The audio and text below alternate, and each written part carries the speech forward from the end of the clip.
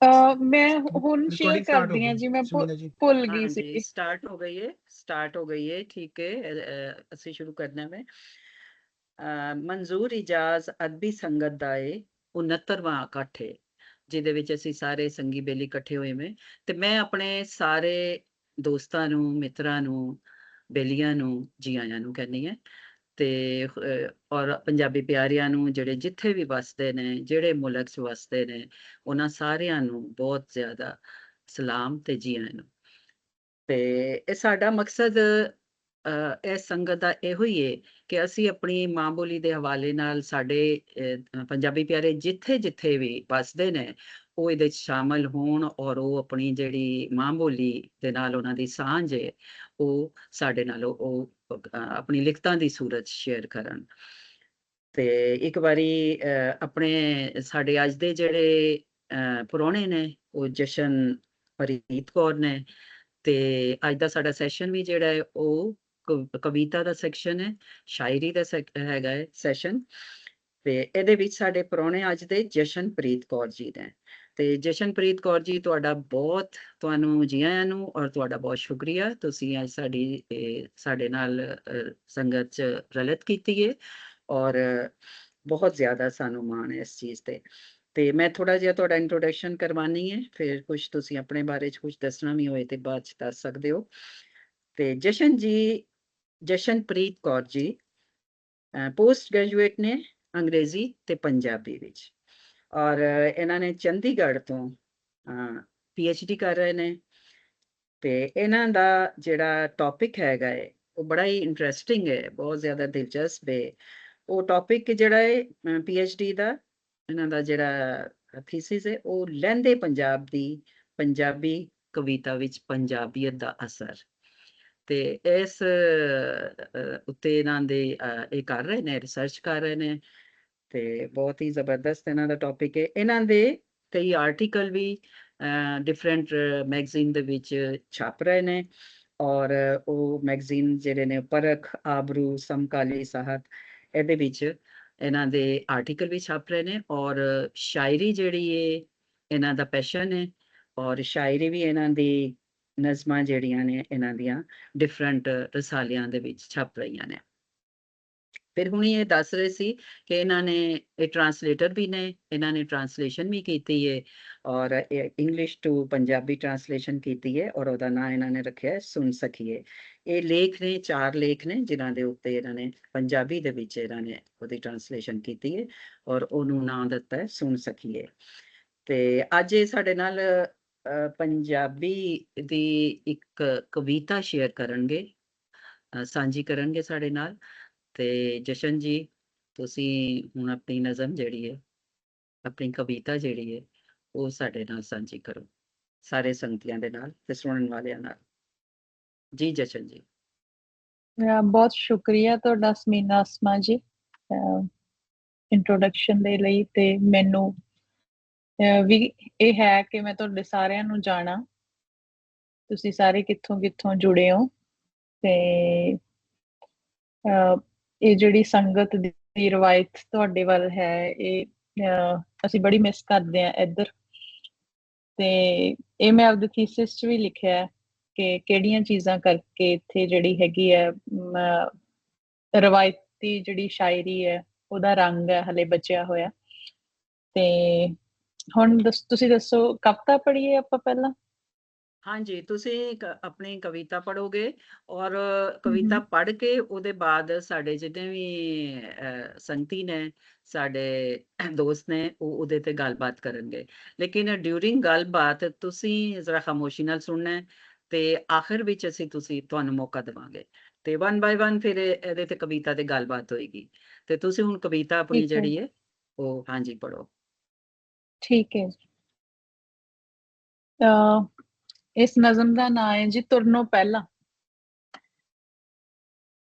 ਤੁਰਨੋਂ ਪਹਿਲਾਂ ਹਰ ਵਾਰ ਇਉਂ ਕਿਉਂ ਹੁੰਦਾ, ਤੁਰਨੋਂ ਪਹਿਲਾਂ ਹਰ ਵਾਰ ਇਉਂ ਕਿਉਂ ਹੁੰਦਾ ਕਿ ਚਿੱਤ ਘਿਰਨ ਲੱਗਦਾ ਹੈ, ਬੋਲਣ ਨੂੰ ਜੀ ਨਹੀਂ ਕਰਦਾ। ਤੁਰਨੋਂ ਪਹਿਲਾਂ ਹਰ ਵਾਰ ਇਉਂ ਕਿਉਂ ਹੁੰਦਾ ਕਿ ਚਿੱਤ ਘਿਰਨ ਲੱਗਦਾ ਹੈ, ਬੋਲਣ ਨੂੰ ਜੀ ਨਹੀਂ ਕਰਦਾ। ਕੋਈ ਬੁਲਾਵੇ ਵੀ ਤਾਂ ਹੰਗਾਰਾ ਨਹੀਂ ਭਰ ਹੁੰਦਾ, ਬੋਲੀਦਾ ਹੈ ਤਾਂ ਵੱਡੂ ਖਾਊਂ ਕਰਨ ਵਾਲਿਆਂ ਵਾਂਕਣ। ਕੋਈ ਬੁਲਾਵੇ ਵੀ ਤਾਂ ਹੰਗਾਰਾ ਨਹੀਂ ਭਰ ਹੁੰਦਾ, ਬੋਲੀਦਾ ਹੈ ਤਾਂ ਐਵੇਂ ਵੱਡੂ ਖਾਊਂ ਕਰਨ ਵਾਲਿਆਂ ਵਾਂਗੂ। ਜਮਾ ਮੌਕੇ ਤਾਈਂ ਸਮਾਨ ਜੁੜਦਾ ਰਹਿੰਦਾ ਹੈ। ਜਮਾ ਮੌਕੇ ਤਾਈਂ ਸਮਾਨ ਜੁੜਦਾ ਰਹਿੰਦਾ ਹੈ, ਬੰਨਣ ਲੱਗਿਆਂ ਸੋਚੀਦਾ ਹੈ, ਲੈ ਕੀ ਨਹੀਂ ਚਾਹੀਦਾ ਹੁੰਦਾ ਬੰਦੇ ਨੂੰ। ਸੰਤਰੇ ਦੀਆਂ ਟੌਫੀਆਂ ਤੋਂ ਪਾਣੀ ਦੀ ਬੋਤਲ ਤੱਕ, ਕਾਗਜ਼ਾਂ ਪੱਤਰਾਂ ਤੋਂ ਜਿੰਦਿਆਂ ਕੁੰਜੀਆਂ ਤੱਕ, ਕਿਤਾਬਾਂ ਕਲਮਾਂ ਤੋਂ ਰੁਮਾਲਾਂ ਮਾਸਕਾਂ ਤੱਕ, ਫੋਨ ਲੈਪਟਾਪ ਪਹਿਚਾਣ ਪੱਤਰਾਂ ਤੱਕ, ਚਾਰਜਰ ਏਅਰਪੌਡਸ ਪਾਵਰ ਬੈਂਕਾਂ ਤੱਕ, ਕੰਘਾ ਬੁਰਸ਼ ਤੇ ਖੁੱਲੇ ਬੱਜੇ ਪੈਸਿਆਂ ਤੱਕ। ਸਮਾਨ ਵੱਧ ਰਿਹਾ ਹੈ, ਜਗ੍ਹਾ ਘਟ ਗਈ ਹੈ ਤੇ ਹੁਣ ਨਵੀਂ ਤਰਤੀਬ ਚ ਚਿਣੀਦਾ। ਸਮਾਨ ਵੱਧ ਰਿਹਾ ਹੈ ਤੇ ਜਗ੍ਹਾ ਘਟ ਗਈ ਹੈ, ਹੁਣ ਨਵੀਂ ਤਰਤੀਬ ਚ ਚਿਣੀਦਾ, ਫੇਰ ਨਹੀਂ ਪੂਰਾ ਆਉਂਦਾ। ਫੇਰ ਨਹੀਂ ਪੂਰਾ ਆਉਂਦਾ ਤੇ ਸ਼ਾਂਤੀ ਮਾਰ ਲਈ ਹੈ, ਨਿਹਾਇਤ ਜ਼ਰੂਰੀ ਹੀ ਚੱਕਿਆ ਹੈ। ਮਾਂ ਰੋਟੀ ਖਾਣ ਨੂੰ ਆਵਾਜ਼ ਦਿੰਦੀ ਹੈ, ਸੁਰਤ ਸਾਵੀਂ ਨਹੀਂ, ਪਰ ਉਹਦੇ ਆਖੇ ਅੱਧ ਪਚੱਦੀ ਖਾ ਲਈ ਹੈ। ਉਹ ਅਚਾਰ ਪੰਜੀਰੀ ਘਿਓ ਮੇਵੇ ਤੇ ਦੁਪਹਿਰ ਦੀ ਰੋਟੀ ਅਲਗ ਲਿਫਾਫੇ ਚ ਪਾ ਬੈਗ ਨੇੜੇ ਰੱਖ ਜਾਂਦੀ ਹੈ ਤੇ ਮੈਂ ਵੇਖ ਲਿਆ ਹੈ। ਮਾਂ ਹੈ ਉਹ ਕੁੱਖ ਦਾ ਫਿਕਰ ਰੱਖਦੀ ਹੈ, ਸਫ਼ਰ ਵਿਚਲੀ ਭੁੱਖ ਦਾ ਫਿਕਰ ਰੱਖਦੀ ਹੈ, ਪੁੱਤ ਦੇ ਉਤਰੇ ਮੁੱਖ ਦਾ ਫਿਕਰ ਰੱਖਦੀ ਹੈ ਤੇ ਇਸ ਮੌਕੇ ਦੀ ਚੁੱਪ ਦਾ ਫਿਕਰ ਰੱਖਦੀ। ਇੱਕ ਵਾਰ ਫਿਰ ਸਮਾਨ ਚੈੱਕ ਕੀਤਾ, ਐਡਜਸਟ ਕਰਦਿਆਂ ਬੈਗ ਦਾ ਮੂੰਹ ਮਸਾਂ ਹੀ ਬੰਦ ਹੋਇਆ। ਨੀਵੀਂ ਪਈ ਹੋਈ ਹੈ, ਆਸੇ ਪਾਸੇ ਵੇਖਿਆ ਨਹੀਂ ਜਾ ਰਿਹਾ, ਅੱਖਾਂ ਤੇ ਗੱਚ ਭਰਿਆ ਭਰਿਆ। ਸੱਚੀ ਸਮੇਟ ਤਾਂ ਨਿਰਜੀਵ ਵਸਤਾਂ ਮਸਾਂ ਹੋਈਆਂ, ਮਨ ਇਕੱਠਾ ਕਰਨਾ ਹੈ ਕਿੰਨਾ ਔਖਾ। ਮੈਨੂੰ ਯਾਦ ਆਉਂਦਾ ਹੈ ਅਨਿਸ਼ਚਿਤਤਾ ਨੂੰ ਸਦਾ ਸਵਾਗਤ ਕਹਿੰਦਾ ਮੇਰਾ ਅਧਿਆਪਕ ਪੁਨੀਤ। ਹਰ ਨਵੇਂ ਵਰਤਾਰੇ ਲਈ ਸਾਡੀ ਜਗਿਆਸਾ ਤੌਖਲਿਆਂ ਤੋਂ ਵੱਡੀ ਕਿਉਂ ਨਹੀਂ ਹੋ ਜਾਂਦੀ। ਭਮਤਰਿਆ ਜਿਹਾ ਇਹ ਮੌਨ ਕਿਉਂ ਵਾਪਰਦਾ ਹੈ ਭਲਾ, ਇੱਕਦਮ ਜਗਨ ਲੱਗਦਾ ਹੈ ਵਸਦੇ ਰਹੋ ਤੇ ਉੱਜੜ ਜਾਓ ਵਾਲਾ ਪ੍ਰਸੰਗ। ਮੇਰੇ ਚੇਤਿਆਂ ਚ ਇੱਕਦਮ ਜਗਨ ਲੱਗਦਾ ਹੈ ਵਸਦੇ ਰਹੋ ਤੇ ਉੱਜੜ ਜਾਓ ਵਾਲਾ ਪ੍ਰਸੰਗ। ਏਅਰਪੋਰਟ ਤੇ ਅੱਪੜੀਆਂ ਉੱਡਣ ਲਈ ਆਈਆਂ ਉਡੀਕ ਕਰਦੀਆਂ ਸਵਾਰੀਆਂ ਤੇ ਉੱਡੇ ਮੂੰਹਾਂ ਤੇ ਉਕਰੇ ਸਵਾਲ, ਨਾਲੇ ਡੋਲੀ ਬਹਿੰਦੀਆਂ ਕੁੜੀਆਂ ਦਾ ਵਿਰਾਗ ਮੇਰੇ ਅੱਖਾਂ ਕੰਨਾਂ ਥੀ ਝਰਨ ਲੱਗਦਾ ਹੈ। ਤੇ ਉਹਨਾਂ ਚਿਹਰਿਆਂ ਦੀ ਹੈਰਤ ਜਿਨ੍ਹਾਂ ਨੂੰ ਕਦੇ ਟਿਕਿਆ ਘਰ ਚੱਕਣਾ ਪਿਆ ਹੋਵੇ, ਮੈਨੂੰ ਸਮਝ ਆਉਣ ਲੱਗਦੀ ਹੈ। ਬੁੱਲੇ ਨਾਲ ਜੁੜਿਆ ਟੋਟਕਾ ਮੇਰੀ ਸੁਰਤ ਚ ਅਟਕ ਜਾਂਦਾ ਹੈ, ਬੁੱਲਿਆ ਰੱਬ ਦਾ ਕੀ ਪਾਉਣਾ, ਇਧਰੋਂ ਪੱਟ ਕੇ ਇੱਧਰ ਲਾਉਣਾ। ਬਸ ਸਾਰਾ ਪੰਧ ਇੱਧਰ ਉੱਧਰ ਦੇ ਵਿਚਕਾਰ ਦਾ ਹੀ ਤਾਂ ਹੈ, ਇਹਨਾਂ ਦੋ ਬਿੰਦੂਆਂ ਦੀ ਮਿਲਾਣ ਰੇਖਾ ਬਣ ਕੇ ਫੈਲਣ ਲੱਗਦੀ ਹੈ ਜ਼ਿੰਦਗੀ। ਬੱਸ ਚ ਬਹਿਣ ਸਾਰ ਯਾਦ ਆਉਂਦਾ ਹੈ ਗੁਟਕਾ ਸਾਹਿਬ ਜੋ ਰਹਿ ਗਿਆ ਨਾ ਜਾਣ ਅਗਲੇ ਗੇੜੇ ਦੀ ਨੀਂਹ ਬੱਜੀ ਹੈ, ਫੋਨ ਚ ਜਪਜੀ ਸਾਹਿਬ ਖੁੱਲਿਆ ਹੈ, ਬੁੱਲੇ ਦੀ ਆਖੀ ਮੰਨ ਲਈ ਹੈ, ਮਨ ਥਾਵੇਂ ਹੋਣ ਲੱਗਾ ਹੈ, ਤੁਰਨੋਂ ਪਹਿਲਾਂ ਹਰ ਵਾਰ ਇਉਂ ਕਿਉਂ ਹੁੰਦਾ। ਬਹੁਤ ਅੱਛੇ, ਬਹੁਤ ਅੱਛੀ ਨਜ਼ਮ ਹੈ ਜਸ਼ਨ ਜੀ, ਤੇ ਬਹੁਤ ਸ਼ੁਕਰੀਆ। ਹੁਣ ਸਾਡੇ ਸੰਤੀ ਸਾਡੇ ਦੋਸਤ ਇਹਦੇ ਤੇ ਗੱਲ ਕਰਨਗੇ। ਹਾਂਜੀ ਹਾਂਜੀ ਸਮੀਨਾ ਜੀ, ਮੈਂ ਕੁਛ ਕਵਾਂ? ਜੀ ਜੀ ਹਾਂਜੀ ਤਲਤ ਜੀ ਜ਼ਰੂਰ। ਹਾਂਜੀ, ਜਸ਼ਨਪ੍ਰੀਤ ਕੌਰ ਜੀ, ਤੁਹਾਡਾ ਬਹੁਤ ਸ਼ੁਕਰੀਆ, ਤੁਸੀਂ ਆਪਣੀ ਨਜ਼ਮ ਸਾਡੇ ਨਾਲ ਸ਼ੇਅਰ ਕੀਤੀ, ਸਾਡੀ ਸੰਗਤ ਨੂੰ ਮਾਣ ਦਿੱਤਾ। ਇਹ ਇੱਕ ਥੈਂਕ ਯੂ ਤਲਤ।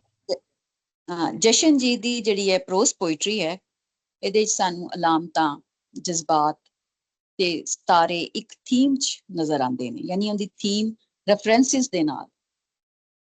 ਤੇ ਪ੍ਰੋਜ਼ ਪੋਇਟਰੀ ਦੀਆਂ ਇਹ ਮੇਨ ਚੀਜ਼ਾਂ ਨੇ, ਇਹਦੇ ਵਿੱਚ ਅਲਾਮਤਾਂ ਹੁੰਦੀਆਂ ਨੇ, ਜਜ਼ਬਾਤ, ਸਿਤਾਰੇ, ਇੱਕ ਥੀਮ ਹੁੰਦੀ।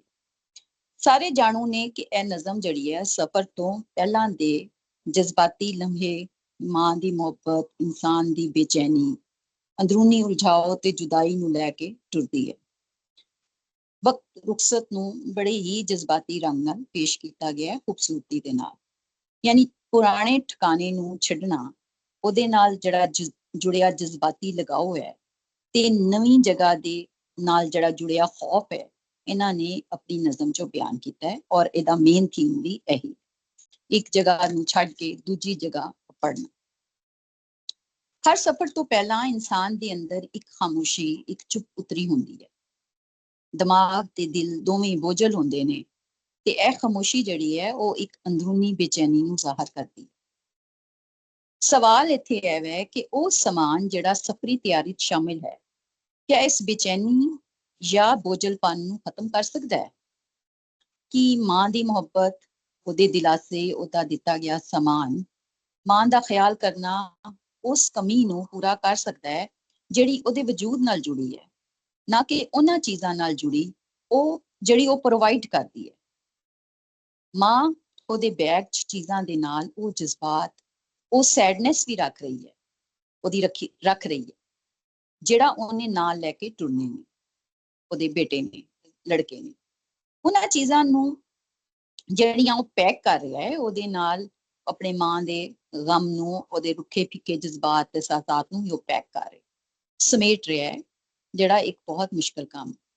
ਜਸ਼ਨ ਜੀ ਨੇ ਬਹੁਤ ਵਧੀਆ ਤਰੀਕੇ ਨਾਲ ਉਹਨੂੰ ਬਿਆਨ ਕੀਤਾ ਹੈ। ਉਹ ਫੀਅਰ ਜਿਹੜਾ ਆਉਣ ਵਾਲੇ ਕੱਲ ਨਾਲ ਜੁੜਿਆ ਹੈ, ਇੱਕ ਅਨਸਰਟੈਨਿਟੀ, ਬੇਸ਼ਕੈਨੀ ਦੀ ਕੈਫੀਅਤ ਜਿਹੜੀ ਉਹਨੂੰ ਵਾਪਰ ਰਹੀ ਹੈ, ਉਹ ਇੱਕ ਖਾਮੋਸ਼ੀ ਤੇ ਖਲਾ ਦੇ ਤੌਰ ਤੇ ਉਹਦੇ ਅੰਦਰ ਮੌਜੂਦ ਹੈ। ਇਸ ਬੇਚੈਨੀ ਨੂੰ ਦੂਰ ਕਰਨ ਦਾ ਇੱਕ ਤਰੀਕਾ ਇਹ ਵੀ ਹੈ, ਉਹਨੇ ਆਪਣੇ ਉਸਤਾਦ ਨੂੰ ਯਾਦ ਕੀਤਾ ਹੈ। ਤੇ ਸਿਆਣੇ ਕਹਿੰਦੇ ਨੇ ਕਿ ਖੌਫ ਦਾ ਮੁਕਾਬਲਾ ਕਰਨਾ ਹੋ ਨਾ, ਤੇ ਉਹਦਾ ਸਾਹਮਣਾ ਕਰੋ, ਖੌਫ ਨੱਠ ਜਾਏਗਾ। ਯਾਨੀ ਆਉਣ ਵਾਲੇ ਕੱਲ ਲਈ ਆਪਣੇ ਆਪ ਨੂੰ ਤਿਆਰ ਕਰਨਾ ਜ਼ਿਹਨੀ ਤੌਰ ਤੇ, ਤਾਂ ਹੀ ਉਹ ਇਸ ਬੇਚੈਨੀ ਦਾ ਖਾਤਮਾ ਹੋ ਸਕੇਗਾ। ਜਸ਼ਨ ਜੀ ਨੇ ਸਾਨੂੰ ਇਹਦੇ ਵਿੱਚ ਇਸ ਕੈਫੀਅਤ ਨੂੰ ਬਿਆਨ ਕੀਤਾ। ਪਿੱਛੇ ਕੁਝ ਛੱਡ ਰਿਹਾ ਹੈ, ਪਰ ਅੱਗੇ ਕੁਝ ਹਾਸਲ ਵੀ ਕਰ ਰਿਹਾ, ਅੱਗੇ ਵੱਧ ਵੀ ਰਿਹਾ, ਉਹਨੂੰ ਇਸ ਚੀਜ਼ ਦੀ ਸਿਆਣ ਹੋਣੀ ਚਾਹੀਦੀ ਸਫ਼ਰ ਕਰਨ ਵਾਲੇ। ਅੱਛਾ, ਤੇ ਬੈਗ ਦੀ ਜ਼ਿਪ ਦਾ ਬੰਦ ਹੋਣਾ ਮੈਨੂੰ ਬੜਾ ਅੱਛਾ, ਥੋੜਾ ਉਹਦਾ ਸਿੰਬੋਲਿਕ ਟੱਚ ਉਹਦਾ ਲੱਗਿਆ। ਔਰ ਉਹਦਾ ਇਹ ਮਤਲਬ ਹੈ ਕਿ ਇੱਕ ਮਰਹਲੇ ਦਾ ਖਤਮ ਹੋਣਾ ਤੇ ਦੂਸਰੇ ਮਰਹਲੇ ਦਾ ਆਗਾਜ਼, ਯਾਨੀ ਦੂਸਰੇ ਸਫ਼ਰ ਦਾ, ਦੂਸਰੇ ਪੜਾਅ ਦਾ ਆਗਾਜ਼। ਤੇ 에ਅਰਪੋਰਟ ਤੇ ਜਿਹੜੀ ਇਹਨਾਂ ਨੇ ਦੱਸਿਆ ਕਿ 에ਅਰਪੋਰਟ ਤੇ ਵਧਾਈ, 에ਅਰਪੋਰਟ ਤੇ ਵਧਾਈ ਉਸ ਕੜੀ ਦੀ ਮਾਨਦ ਹੈ ਕਿ ਜਿਹੜੀ ਡੋਲੀ ਪੈਂਦੀ ਉਹ ਕੁੜੀ ਝੇਲਦੀ ਹੈ ਖੁਸ਼ ਉਮੀਦ ਤੇ ਸੁਪਨੇ ਲੈ ਕੇ ਆਪਣੀਆਂ ਅੱਖਾਂ ਵਿੱਚ, ਪਰ ਉਹਦਾ ਦਿਲ ਕੀ ਹੁੰਦਾ, ਬੋਝਲ ਹੁੰਦਾ। ਤੇ ਜਸ਼ਨ ਜੀ ਨੇ ਇਸ ਪ੍ਰੋਜ਼ ਪੋਇਟਰੀ ਵਿੱਚ ਸਾਨੂੰ ਇਹ ਦੱਸਿਆ ਹੈ ਕਿ ਸਫ਼ਰ ਦੀ ਤਿਆਰੀ ਤੁਸੀਂ ਕਿਵੇਂ ਕਰਦੇ। ਅੱਛਾ, ਹੁਣ ਇੱਥੇ ਦੇ ਦੋ ਹਿੱਸੇ ਨੇ। ਇੱਥੇ ਇੱਕ ਹਿੱਸਾ ਜਿਹੜਾ ਨਾ ਇਸ ਨਜ਼ਮ ਦਾ, ਮੇਰੇ ਖਿਆਲ ਦੇ ਵਿੱਚ ਇੱਕ ਹਿੱਸਾ ਇੱਥੋਂ ਤੱਕ ਹੈ, ਫਿਰ ਅੱਗੇ ਜਿਹੜਾ ਹਿੱਸਾ ਹੈ ਨਾ ਉਹਦਾ, ਉਹ ਦੂਸਰੇ ਹਿੱਸੇ ਵਿੱਚ ਜਸ਼ਨ ਜੀ ਉਹਨੂੰ ਦੂਸਰੀ ਤਸਵੀਰ ਨੂੰ, ਐਸੇ ਤਸਵੀਰ ਨੂੰ ਇੱਕ ਹੋਰ ਢੰਗ ਨਾਲ ਬਿਆਨ ਕਰਦੇ ਨੇ। ਔਰ ਉਹ ਕੀ ਹੈ, ਉਹ ਇੱਕ ਮਜ਼ਹਬੀ ਰੰਗ ਹੈ, ਉਹ ਇੱਕ ਸੂਫੀ ਰੰਗ। ਇੱਕ ਮੈਂ ਦੋਵਾਂ ਨੂੰ ਅਲੱਗ-ਅਲੱਗ ਦੇਖਣੀ ਹੈ, ਸੂਫੀ ਰੰਗ ਨੂੰ ਤੇ ਮਜ਼ਹਬੀ ਰੰਗ, ਜਿਹਦੇ ਵਿੱਚ ਇੱਕ ਰੱਬ ਦਾ ਬੰਦੇ ਨਾਲ ਤਾਲੁਕ ਹੈ, ਦੱਸਿਆ ਗਿਆ ਹੈ ਇੱਕ ਰੱਬ ਦਾ ਬੰਦੇ ਨਾਲ ਤਾਲੁਕ, ਤੇ ਫਿਰ ਬੰਦੇ ਦਾ ਆਪਣੀ ਰੂਹ ਨਾਲ ਤਾਲੁਕ। ਦੋਵੇਂ ਥੋੜੀਆਂ ਡਿਫਰੈਂਟ ਚੀਜ਼ਾਂ ਨੇ।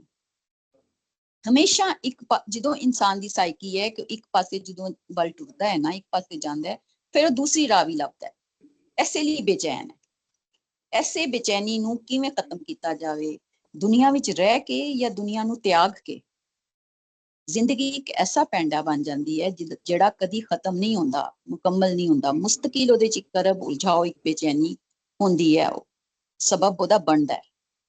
ਤੇ ਫਿਰ ਕੀ ਇਹਦਾ ਰੂਹਾਨੀ ਇਲਾਜ ਹੀ ਇਹਦਾ ਇਲਾਜ ਹੈ? ਸਵਾਲ ਹੈ ਵੈ। ਤੇ ਨਜ਼ਮ ਦੀ ਕੜੀਆਂ ਜਿਹੜੀਆਂ ਨੇ ਨਾ ਉੱਥੇ ਬਹੁਤ ਡੂੰਘੀਆਂ ਨੇ, ਪੱਕੀਆਂ ਨੇ, ਡੂੰਘੀਆਂ ਨੇ, ਤੇ ਰੂਹ ਨੂੰ ਛੂਹਣ ਵਾਲੀਆਂ ਨੇ। ਮੈਨੂੰ ਇੱਥੇ ਇਹਨਾਂ ਦਾ ਕਨਸੈਪਟ ਜਿਹੜਾ ਹੈ ਨਾ, ਤੁਸੀਂ ਬੜੀ ਗਹਿਰਾਈ ਨਾਲ ਜਿਹੜੀ ਹੈ ਨਾ ਜੁਦਾਈ, ਤਲਾਸ਼, ਬੇਚੈਨੀ, ਬੇਕਰਾਰੀ ਤੇ ਰੂਹਾਨੀਅਤ ਨੂੰ ਜ਼ਬਾਨ ਦਿੱਤੀ ਹੈ। ਇਹ ਹੁਨਰ ਤੁਹਾਡੇ ਵਿੱਚ ਹੈ। ਦੋ ਬਾਨੇ ਜ਼ਿੰਦਗੀ ਗੁਜ਼ਾਰਨ ਦੇ, ਦੁਨਿਆਵੀ ਤੇ ਰੂਹਾਨੀ। ਦੋਵਾਂ ਦੇ ਦਰਮਿਆਨ ਦੀ ਲਾਈਨ ਨੂੰ ਤੁਸੀਂ ਮਿਲਾਨ ਰੇਖਾ ਕਿਹਾ। ਇੱਕ ਉਹ ਸਫ਼ਰ ਦਾ ਇੱਕ ਪੜਾਅ ਹੈ।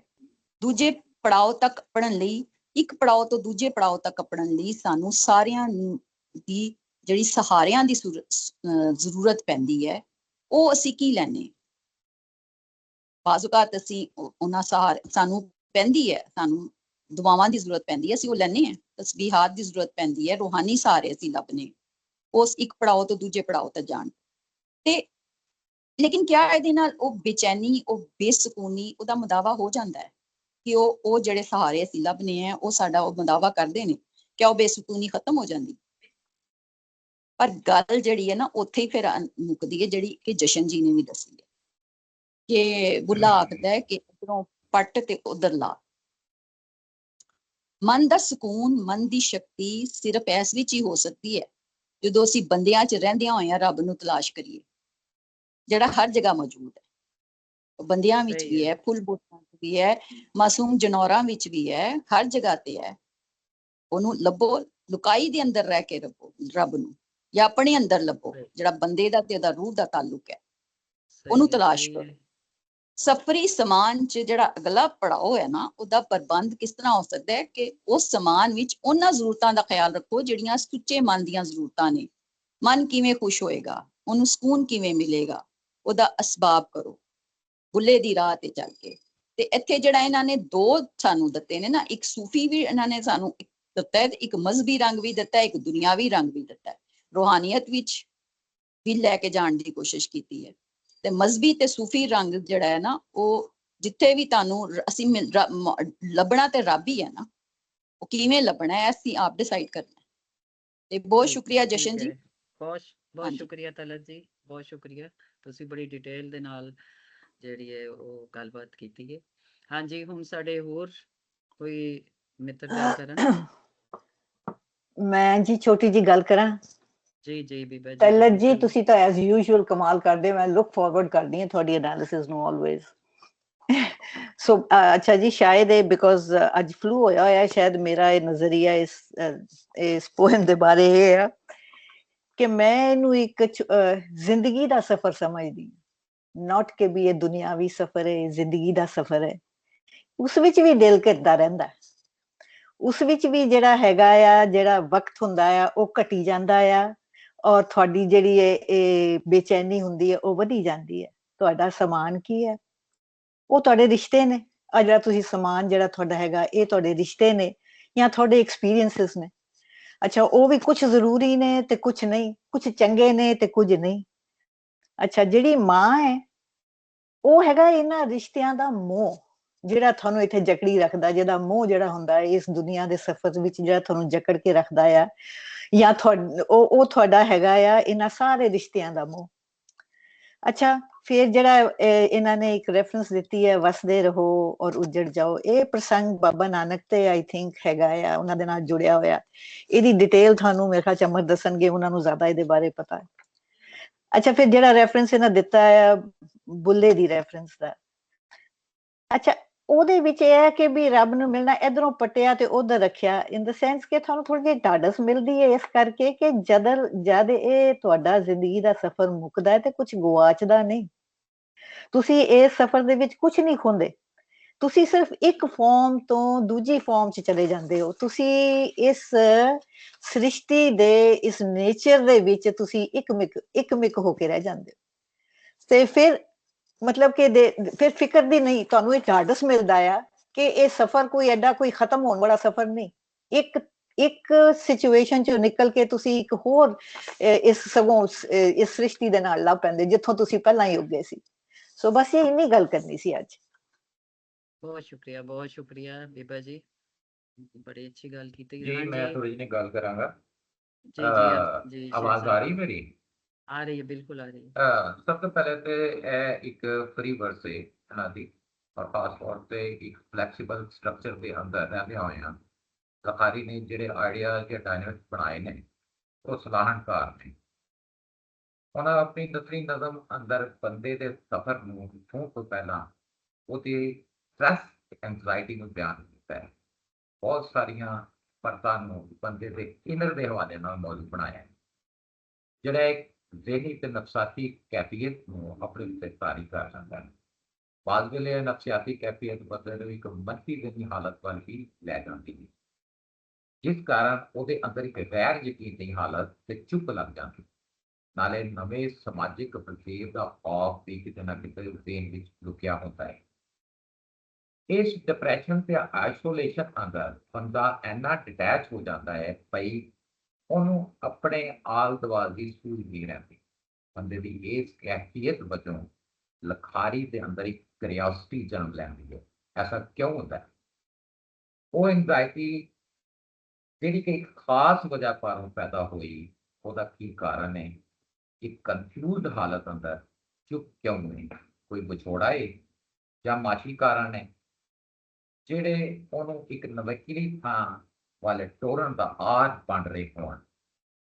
ਦੂਸਰਾ ਇਹ ਵੀ ਹੋ ਸਕਦਾ ਹੈ ਭਈ ਇਸ ਸਟ੍ਰੈਸਫੁਲ ਜਰਨੀ ਦੇ ਪਿੱਛੇ ਕੋਈ ਸਪਿਰਿਚੁਅਲ ਰਿਲੀਜੀਅਸ ਥਾਟ ਤੇ ਕਾਰਫਰਮਾ ਨਹੀਂ, ਜਿਵੇਂ ਸੰਸਾਰਿਕ ਆਦਿ ਕਾਣਾ ਧਿਆਤਿਕ ਸਫਰ ਹੈ।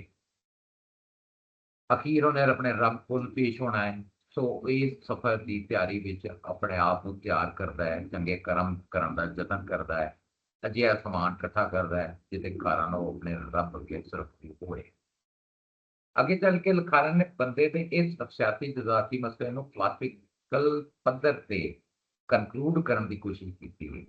ਖਾਸ ਕਰ ਬੁੱਲੇ ਦੀ ਰੱਬ ਦੇ ਬਾਰੇ ਗੱਲ ਤੇ ਗੁਰੂ ਨਾਨਕ ਸਾਹਿਬ ਦੀ ਗ੍ਰੰਥ ਦਾ ਜ਼ਿਕਰ, ਜਿਹਦੇ ਅੰਦਰ ਬੰਦੇ ਦੀ ਸਮਾਜਿਕ ਗਿਆਤੀ ਗੁਜ਼ਾਰਨ ਬਾਰੇ ਸੀਧ ਸੱਚ ਤੇ ਬੰਦਿਆਈ ਦੇ ਆਦਰਸ਼ ਮਿਲਦੇ ਨੇ। ਸੁੰਦਰ ਗੁਟਕਾ ਇੱਕ ਖੂਬਸੂਰਤ ਸਮਾਲ ਬੁੱਕ ਨੂੰ ਪੜ੍ਹ ਕੇ ਰੱਬ ਦੀ ਮਦਦ ਕਰਨਾ ਬੰਦੇ ਦੇ ਮਨ ਵਿੱਚ ਸਕੂਨ ਪੈਦਾ ਕਰਨਾ ਹੈ। ਬੰਦਾ ਬੰਦਿਆਈ ਵੱਲ ਸਫ਼ਰ ਕਰਦਾ ਹੋਇਆ ਰੱਬ ਦੇ ਨੇੜੇ ਹੋ ਜਾਂਦਾ ਹੈ। ਇਸ ਮਾਮਲੇ ਨੂੰ ਕਿਸੇ ਹੋਰ ਢੰਗ ਨਾਲ ਵੀ ਦੇਖਿਆ ਜਾ ਸਕਦਾ ਹੈ। ਸੰਸਾਰ ਅੰਦਰ ਬੰਦਾ ਹਕੀਕੀ ਪਰੇਸ਼ਾਨੀਆਂ ਤੇ ਹਿਊਮਨ ਸਫਰਿੰਗ ਤੋਂ ਨਜਾਤ ਹਾਸਲ ਕਰਨਾ ਚਾਹੁੰਦਾ ਹੈ ਤੇ ਇਸ ਵਕਤੀ ਡੰਗ ਟਪਾਓ ਅਸਕੇਪ ਲਈ ਮਜ਼ਹਬ ਉਹਨੂੰ ਛਤਰੀ ਦਿੰਦਾ ਹੈ। ਕਾਰਲ ਮਾਰਕਸ ਦਾ ਇੱਕ ਮਸ਼ਹੂਰ ਕੋਟ ਹੈ, ਮੈਨੂੰ ਚੇਤੇ ਆਉਂਦਾ ਹੈ ਕਿ religion is the opium of the people. ਅੱਗੇ ਟੁਰ ਕੇ ਜਿਹੜੀ ਲਖਾਰਨ ਨੇ ਨਾ ਉਹ ਗੱਲ ਬੁੱਲੇ ਸ਼ਾਹ ਬਾਰੇ ਕੀਤੀ ਹੈ, ਉਹ ਗੋ ਗੁਚਰੇ ਰੱਬ ਤੱਕ ਹੀ ਪਾਣਾ, ਇੱਧਰ ਪੁੱਟਣਾ ਤੇ ਉੱਧਰ ਲਾਣਾ, ਯਾਨੀ ਕਿ ਰੱਬ ਹਰ ਥਾਂ ਮੌਜੂਦ ਹੈ, ਯਾਨੀ ਜਿੰਨੀਆਂ ਸ਼ਕਲਾਂ ਉਹਨੇ ਰੱਬ। ਬੁੱਲਾ ਇਨਰ ਸੈਲਫ ਦੀ ਗੱਲ ਕਰਦਾ ਹੈ। ਉਹ ਵਸਪਾਲ ਨਸੇਬ ਸਮਾਜੀ ਹੈਰਾਰਕੀ ਤੇ ਜਿਹੜੀ ਆਰਥੋਡਾਕਸੀ ਮਜ਼ਹਬੀ ਜਿਹੜੀ ਆਰਥੋਡਾਕਸੀ ਇਹਦੀ ਨਿੰਦਿਆ ਕਰਦਾ ਹੈ। ਉਹ ਲੁਕਾਈ ਤੇ ਏਕਤਾ ਤੇ ਯਕੀਨ ਰੱਖਦਾ ਹੈ। ਉਹਦੀ ਅਥੈਂਟਿਕ ਸੋਚ ਨਾਮ ਨਹਾਤ ਪ੍ਰਚਲਿਤ ਵਿਹਾਰ ਤੇ ਸੁਪਰਫਿਸ਼ਲ ਰਿਲੀਜੀਅਸ ਐਕਸਪ੍ਰੈਸ਼ਨ ਦੇ ਖਿਲਾਫ ਹੈ। ਉਹ ਐਂਟੀ ਮੁੱਲਾ ਹੈ, ਐਂਟੀ ਐਸਟੈਬਲਿਸ਼ਮੈਂਟ ਹੈ, ਔਰ ਉਹਨੇ ਬੰਦੇ ਤੇ ਬੰਦਿਆਈ ਦੀ ਗੱਲ ਕੀਤੀ। ਮੇਰੇ ਖਿਆਲ ਵਿੱਚ ਜਸ਼ਨ ਜੀ ਨੇ ਇਸ ਕਾਰਨ ਇਸ ਇੱਧਰ ਉੱਧਰ ਦੇ ਵਿਚਕਾਰ ਇੱਕ ਅਜਿਹੇ ਪੰਥ ਦਾ ਜ਼ਿਕਰ ਕੀਤਾ ਹੈ ਜਿਹੜਾ ਬੰਦੇ ਤੇ ਬੰਦਿਆਈ ਦਾ ਰਸਤਾ ਹੈ, ਜਿਹਦੇ ਉੱਤੇ ਟੁਰਦੇ ਹੋਏ ਇਨਸਾਨ ਮੁਤਮਈਨ ਤੇ ਸ਼ਾਂਤ ਹੋ ਸਕਦਾ ਹੈ। ਬਹੁਤ ਸੋਹਣੀ ਨਜ਼ਰ ਸੀ, ਡੂੰਘੀ ਨਜ਼ਰ ਸੀ, ਬਹੁਤ ਮੀਨਿੰਗ ਇਹਦੇ ਵਿੱਚ ਨਿਕਲਦੇ ਨੇ। ਸ਼ੁਕਰੀਆ, ਬਹੁਤ ਸ਼ੁਕਰੀਆ ਸ਼ੇਖ ਸਾਹਿਬ, ਬਹੁਤ ਜ਼ਬਰਦਸਤ ਗੱਲ ਕੀਤੀ ਤੁਸੀਂ। ਹਾਂਜੀ, ਹੁਣ ਸਾਡੇ ਕੌਣ ਕਰਨਗੇ, ਕੌਣ ਦੋਸਤ ਗੱਲ ਕਰਨਗੇ? ਅੱਜ ਦੀ ਸੰਗਤ ਚ ਨਾ ਇੱਕ ਸਾਡੇ ਨਵੇਂ ਪ੍ਰਾਹੁਣੇ ਵੀ ਆਏ ਨੇ, ਅਦਿਤਿਆ ਮਾਨ ਜੀ, ਇਹਨਾਂ ਕੋ ਵੀ ਗੱਲ ਕਰਾਓ। ਬੜੇ ਜਵਾਨ ਨੇ, ਚੰਡੀਗੜ੍ਹ ਤੋਂ ਐਡਵੋਕੇਟ ਨੇ, ਸ਼ਰਮਾ ਰਹੇ ਨੇ ਐਨਕ ਲਾ ਕੇ। ਇਹਨਾਂ ਨੇ ਆਪਣਾ ਤਾਰਫ ਤੁਸੀਂ ਵੀ ਉਹਨਾਂ ਦਾ ਤਾਰਫ ਨਹੀਂ ਕੀਤਾ ਤੇ ਹੁਣ ਤੁਸੀਂ ਰੂਬਰੂ ਹੋ ਜਾਓ। ਸਰ ਤੇ ਮੈਮ ਤੇ ਹਾਂਜੀ, ਸਾਰੇ ਵਿਊਅਰਸ ਨੂੰ ਜੀ ਮੇਰਾ ਸਤਿ ਸ੍ਰੀ ਅਕਾਲ ਤੇ ਅਸਲਾਮ ਅਲੈਕੁਮ। ਤੇ ਮੈਂ ਤਾਂ ਬੱਚਾ ਹਾਂ ਜੀ, ਛੋਟਾ ਜਿਹਾ ਮਤਲਬ ਰੀਸੈਂਟ ਇੰਟਰਸਟ ਹੈ ਤੇ ਮੈਂ ਤਾਂ ਆਫਤਾਬ ਸਾਹਿਬ ਔਰ ਇਹਨਾਂ ਨੇ ਮੈਡਮ ਤਲਤ ਜੀ ਨੇ ਇੰਨਾ ਡਿਟੇਲਡ ਐਨਾਲਿਸਿਸ ਦੇ ਦਿੱਤਾ, ਮੈਂ ਤਾਂ ਹੱਕਾ ਬੱਕਾ ਰਹਿ ਗਿਆ। ਤੇ ਮਤਲਬ ਮੈਂ ਤਾਂ ਉਹ ਟ੍ਰਾਂਸਲਿਟਰੇਸ਼ਨ ਹੀ ਕਰ ਦਿੱਤੀ ਕਿ ਥੋੜੀ ਐਡਵਾਂਟੇਜ ਹੋ ਜਾਏਗੀ, ਜਿਨ੍ਹਾਂ ਨੂੰ ਸ਼ਾਹਮੁਖੀ ਨਹੀਂ ਪਤਾ ਉਹ ਪੜ੍ਹ ਲੈਣਗੇ, ਉਹ ਪਾਤੀ। ਅਦਰਵਾਈਜ਼ ਮੈਂ ਤਾਂ ਖੂਬ ਇਹਨੂੰ ਇੰਜੋਏ ਕਰ ਰਿਹਾ ਜੀ। ਮੈਂ ਇਸ ਬੋਲਣ ਲਾਇਕ ਨਹੀਂ ਹਾਂ, ਮੈਨੂੰ ਤਾਂ 2-4 ਸੈਸ਼ਨ ਉਹ ਸਮਝਣ ਦਿਓ ਜੀ। ਮਤਲਬ ਮੈਂ ਬਹੁਤ ਗ੍ਰੇਟਫੁਲ ਹਾਂ ਕਿ ਮੈਨੂੰ ਵੀ ਮੌਕਾ ਮਿਲ ਰਿਹਾ ਹੈ ਕਿ ਸਭ ਸੁਣ ਕੇ ਤੇ ਸਮਝਣ ਵਾਸਤੇ। ਤੇ ਮੈਂ ਇੰਨਾ ਹੀ ਕਹਾਂਗਾ ਜੀ, ਮੈਂ ਮਾਫੀ ਮੰਗਦਾ ਕਿਉਂਕਿ ਮੈਂ ਉਸ ਲੈਵਲ ਤੇ ਬਹੁਤ ਨਹੀਂ ਹਾਂ। ਬਹੁਤ ਸ਼ੁਕਰੀਆ, ਤੁਸੀਂ ਆਏ ਹੋ, ਤੁਸੀਂ ਰਲਤ ਕੀਤੀ ਹੈ, ਤੁਸੀਂ ਸਾਡੇ ਨਾਲ ਹੋ। ਤੇ ਬਾਕੀ ਜਿਹੜਾ ਹੈ ਇਹ ਤੇ ਜਿਹੜਾ ਸਿੱਖਣਾ ਹੈ ਇਹ ਤੇ ਬੰਦਾ ਸਿੱਖਦਾ ਰਹਿੰਦਾ ਸਾਰੀ ਉਮਰ 'ਚ, ਔਰ ਕੋਈ ਵੀ ਇਹ ਨਹੀਂ ਹੁੰਦਾ ਕਿ ਕੋਈ ਬਹੁਤਾ ਸਿੱਖਿਆ ਕੋਈ ਥੋੜਾ। ਲੇਕਿਨ ਤੁਸੀਂ ਆਏ ਹੋ, ਬਹੁਤ ਖੁਸ਼ੀ ਹੋਈ ਹੈ। ਤੇ ਹਾਂਜੀ, ਹੁਣ ਕੌਣ ਗੱਲ ਕਰਨਗੇ? ਮੇਰੇ ਖਿਆਲ 'ਚ ਅਮਰਜੀਤ ਜੀ, ਤੁਸੀਂ ਕੁਝ ਕਹੋਗੇ? ਹਾਂਜੀ, ਨਹੀਂ ਬਹੁਤ ਸੋਹਣੀ ਪੋਇਮ ਹੈ ਔਰ ਮੇਰੇ ਲਈ ਤਾਂ ਨਵਾਂ ਸਟਾਈਲ ਹੈ ਕਿਉਂਕਿ ਵੀ ਆਰ ਯੂਜ਼ਡ ਟੂ ਪੁਰਾਣੇ ਰਾਈਮਿੰਗ ਤੇ ਗਜ਼ਲਿੰਗ ਟਾਈਪ ਦੀਆਂ ਪੋਇਮਾਂ, ਤੇ ਇਹ ਤਾਂ ਬਿਲਕੁਲ ਬੜੀਆ ਖਿਆਲਾਂ ਦੇ ਉੱਤੇ ਜ਼ਿਆਦਾ ਜ਼ੋਰ ਹੈ ਜਿਹੜਾ ਕਿ ਮੈਨੂੰ ਬਹੁਤ ਪਸੰਦ ਹੈ।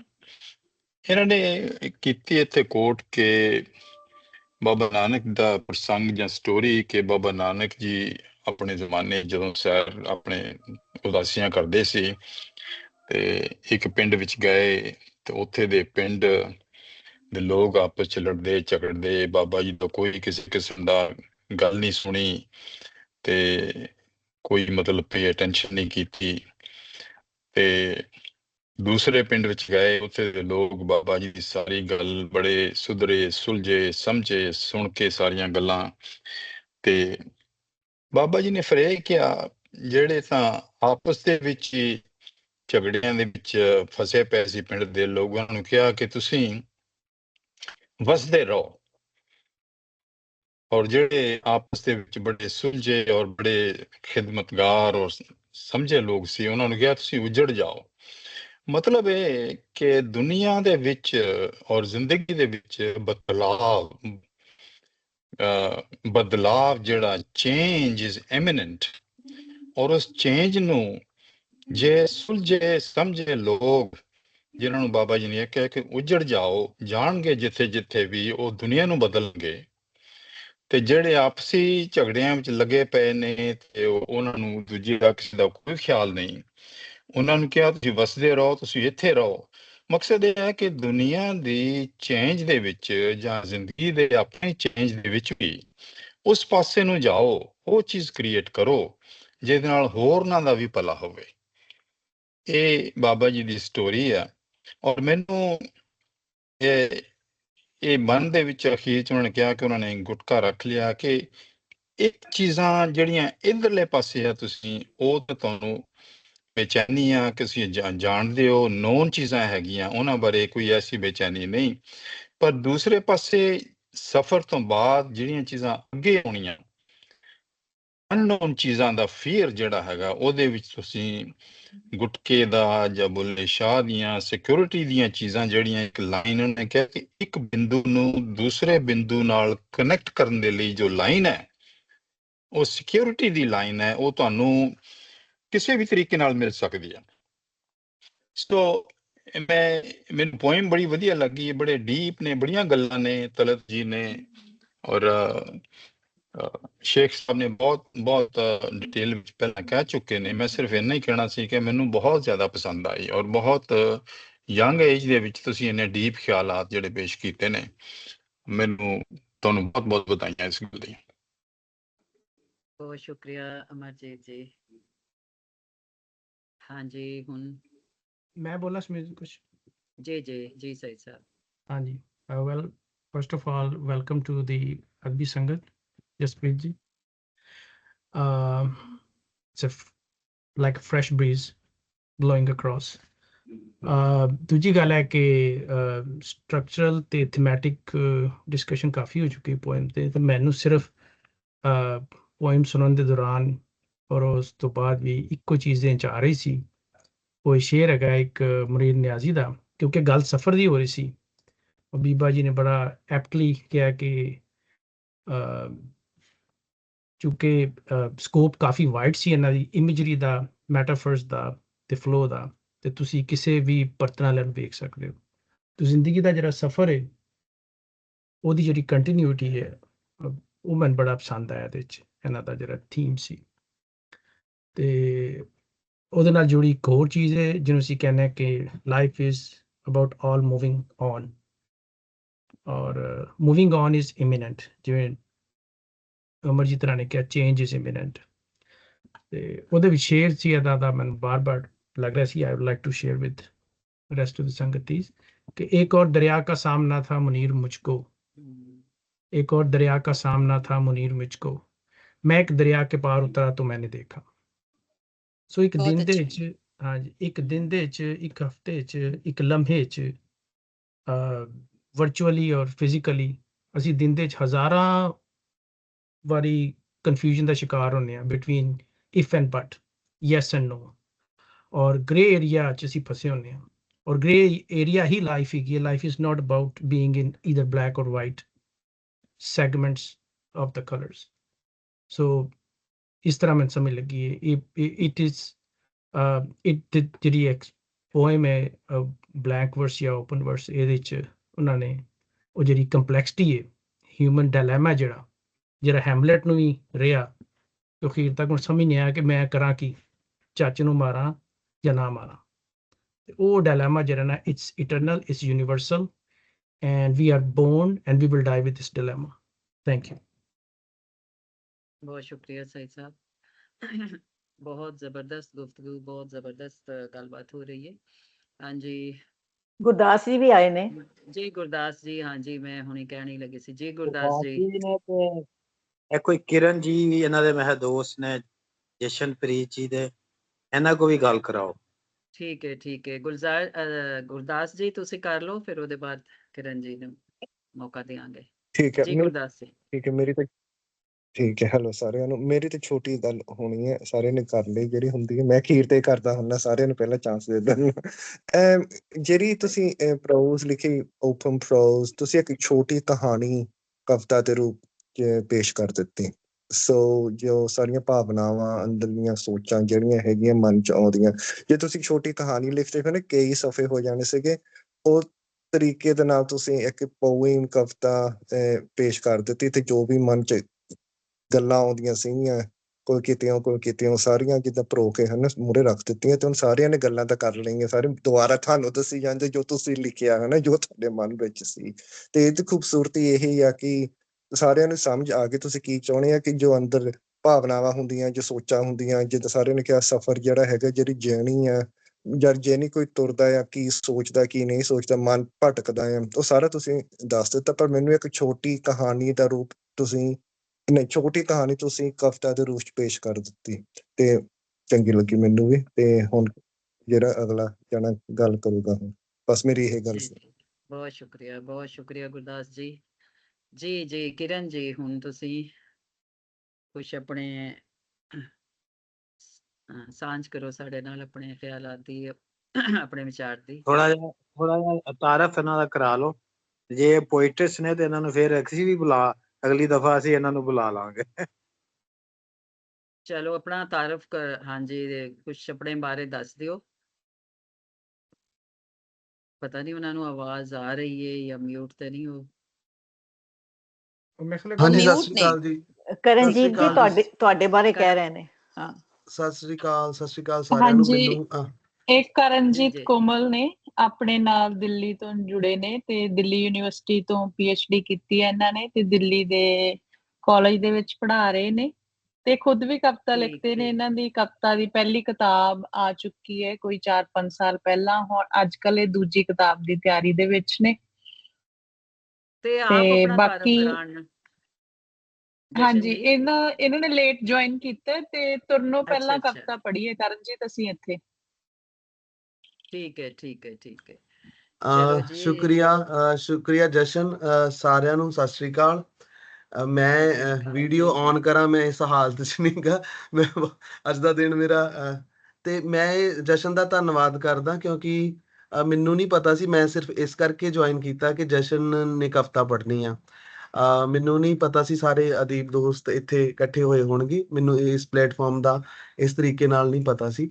ਪਰ ਜਦੋਂ ਜਿਸ ਕਵਿਤਾ ਜਾਂ ਕਹਾਣੀ ਬਾਰੇ ਗੱਲ ਹੋ ਕੇ ਹਟੀ ਆ, ਮੈਂ ਉਸ ਤੋਂ ਬਾਅਦ ਵਿੱਚ ਜੁਆਇਨ ਕੀਤਾ। ਤਾਂ ਮੈਂ ਸੁਣੂੰਗਾ, ਮੈਂ ਅੱਜ ਸਰੋਤਾ ਬਣ ਕੇ ਸੁਣਦਾ ਆ। ਤੁਸੀਂ ਔਰ ਤੁਹਾਡਾ ਧੰਨਵਾਦ, ਤੁਸੀਂ ਮੈਨੂੰ ਇੱਥੇ ਮੌਕਾ ਦਿੱਤਾ ਬੋਲਣ ਦਾ। ਜੀ ਬਹੁਤ ਸ਼ੁਕਰੀਆ ਤੁਹਾਡਾ ਕਰਨ ਜੀ, ਜੀ ਆਇਆਂ ਨੂੰ। ਔਰ ਤੁਸੀਂ ਲਿਖਦੇ ਹੋ, ਜਿਸ ਤਰ੍ਹਾਂ ਜਸ਼ਨ ਜੀ ਨੇ ਕਿਹਾ ਕਿ ਕਵਿਤਾ ਲਿਖਦੇ ਹੋ, ਤੇ ਤੁਹਾਨੂੰ ਵੀ ਅਸੀਂ ਤੁਸੀਂ ਸਾਡੇ ਨਾਲ ਰਾਬਤੇ 'ਚ ਰਹਿਣਾ, ਤੇ ਤੁਹਾਨੂੰ ਵੀ ਅਸੀਂ ਜ਼ਰੂਰ ਮੌਕਾ ਦੇਵਾਂਗੇ ਕਿ ਤੁਸੀਂ ਆਪਣੇ ਜਿਹੜੀ ਕਵਿਤਾ ਸਾਡੇ ਨਾਲ ਸਾਂਝੀ ਕਰਨਾ। ਤੇ ਬਹੁਤ ਸ਼ੁਕਰੀਆ ਤੁਹਾਡਾ, ਤੁਸੀਂ ਆਏ ਹੋ। ਤੁਹਾਡਾ ਬਹੁਤ ਸ਼ੁਕਰੀਆ ਜੀ। ਹਾਂਜੀ, ਥੈਂਕ ਯੂ ਜੀ। ਹਾਂਜੀ, ਹੁਣ ਕੌਣ ਅਸੀਂ ਗੱਲ ਕਰਾਂਗੇ? ਮੇਰੇ ਖਿਆਲ ਜ਼ੁਬੈਰ ਜੀ ਰਹਿ ਗਏ ਨੇ। ਸੋਰੀ ਕਿਰਨ ਜੀ, ਸਾਡੇ ਜਿਹੜਾ ਨਾ ਕਿਰਨ ਕੁੜੀਆਂ ਦਾ ਨਾਂ ਹੁੰਦਾ, ਤੇ ਤੁਹਾਡਾ ਸਿਰਫ ਹਾਂਜੀ ਮਾਫ ਕਰਨਾ, ਮੈਂ ਵੀ ਤੁਹਾਨੂੰ ਦੱਸਾਂ, ਇਹ ਕਿਰਨ ਨਹੀਂ ਹੈਗਾ, ਕਰਨ। ਕਰਨਜੀਤ ਨੇ, ਕਰਨਜੀਤ ਨੇ ਕਰਨ। ਹਾਂਜੀ, ਕਰਨ ਹੀ ਬੋਲਿਆ ਕਿਉਂਕਿ ਕਰਨ ਹੁੰਦਾ ਹੈ ਮੇਲ ਦਾ ਨਾਂ, ਕੁੜੀਆਂ ਦਾ ਨਾਂ। ਜੇ ਤੁਸੀਂ ਮੇਰਾ ਤਖੱਲਸ ਸੁਣ ਲੈਣ ਇਹ ਜਸ਼ਨ, ਫਿਰ ਤਾਂ ਇਹ ਕਹਿਣਗੇ 2 ਨਾਮ ਕੁੜੀਆਂ ਦੇ ਰੱਖੀ ਫਿਰਦਾ। ਅੱਛਾ, ਕੀ ਤਖੱਲਸ ਹੈ ਤੁਹਾਡਾ? ਤਖੱਲਸ ਉਹ ਵੀ ਦੱਸ ਹੀ ਛੱਡੋ। ਹਾਂਜੀ, ਮੈਂ ਦੱਸ ਛੱਡਦਾ ਆ। ਮੈਂ ਕਰਨਜੀਤ ਕੋਮਲ ਨਾਮ ਦੇ ਥੱਲੇ ਆਪਣੀ ਜਿਹੜੀ ਕਿਤਾਬ ਪਹਿਲੀ ਛਪਵਾਈ, ਦੂਜੀ ਕਿਤਾਬ। ਹਾਂਜੀ, ਤਾਂ ਕਰਨਜੀਤ ਕੋਮਲ ਆ। ਹਾਂਜੀ, ਕੋਮਲ ਕੁੜੀਆਂ ਵਾਲਾ ਨਾਮ ਹੈ। ਚਲੋ ਜੀ, ਬਹੁਤ ਸੋਹਣਾ। ਹੋ ਸਕਦਾ ਤੁਹਾਡੇ ਉਧਰ ਕੋਮਲ ਰੱਖਦੇ ਹੁਣ, ਤੇ ਬਹੁਤ ਸੋਹਣਾ ਨਾਮ ਤੁਹਾਡਾ।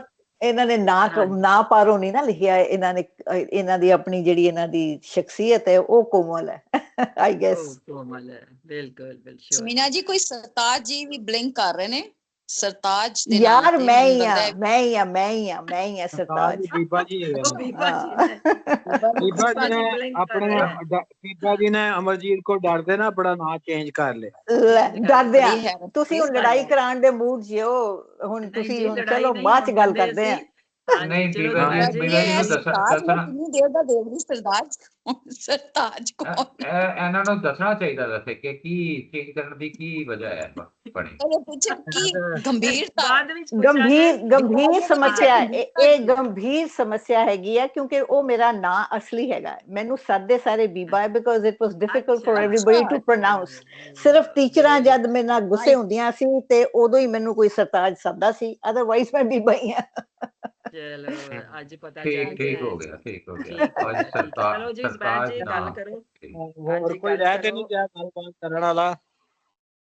ਨਹੀਂ, ਕੋਈ ਨਹੀਂ ਰਹਿੰਦਾ, ਅਸੀਂ ਕਰ ਲਾਂਗੇ। ਚਲੋ ਮੈਂ ਥੋੜੀ ਜਿਹੀ ਗੱਲ ਕਰ, ਤੁਸੀਂ ਕਰੋ। ਥੋੜੀ ਨਹੀਂ, ਤੁਸੀਂ ਜ਼ਿਆਦਾ ਕਰਨੀ ਜ਼ੁਬੈਰ ਜੀ ਗੱਲ।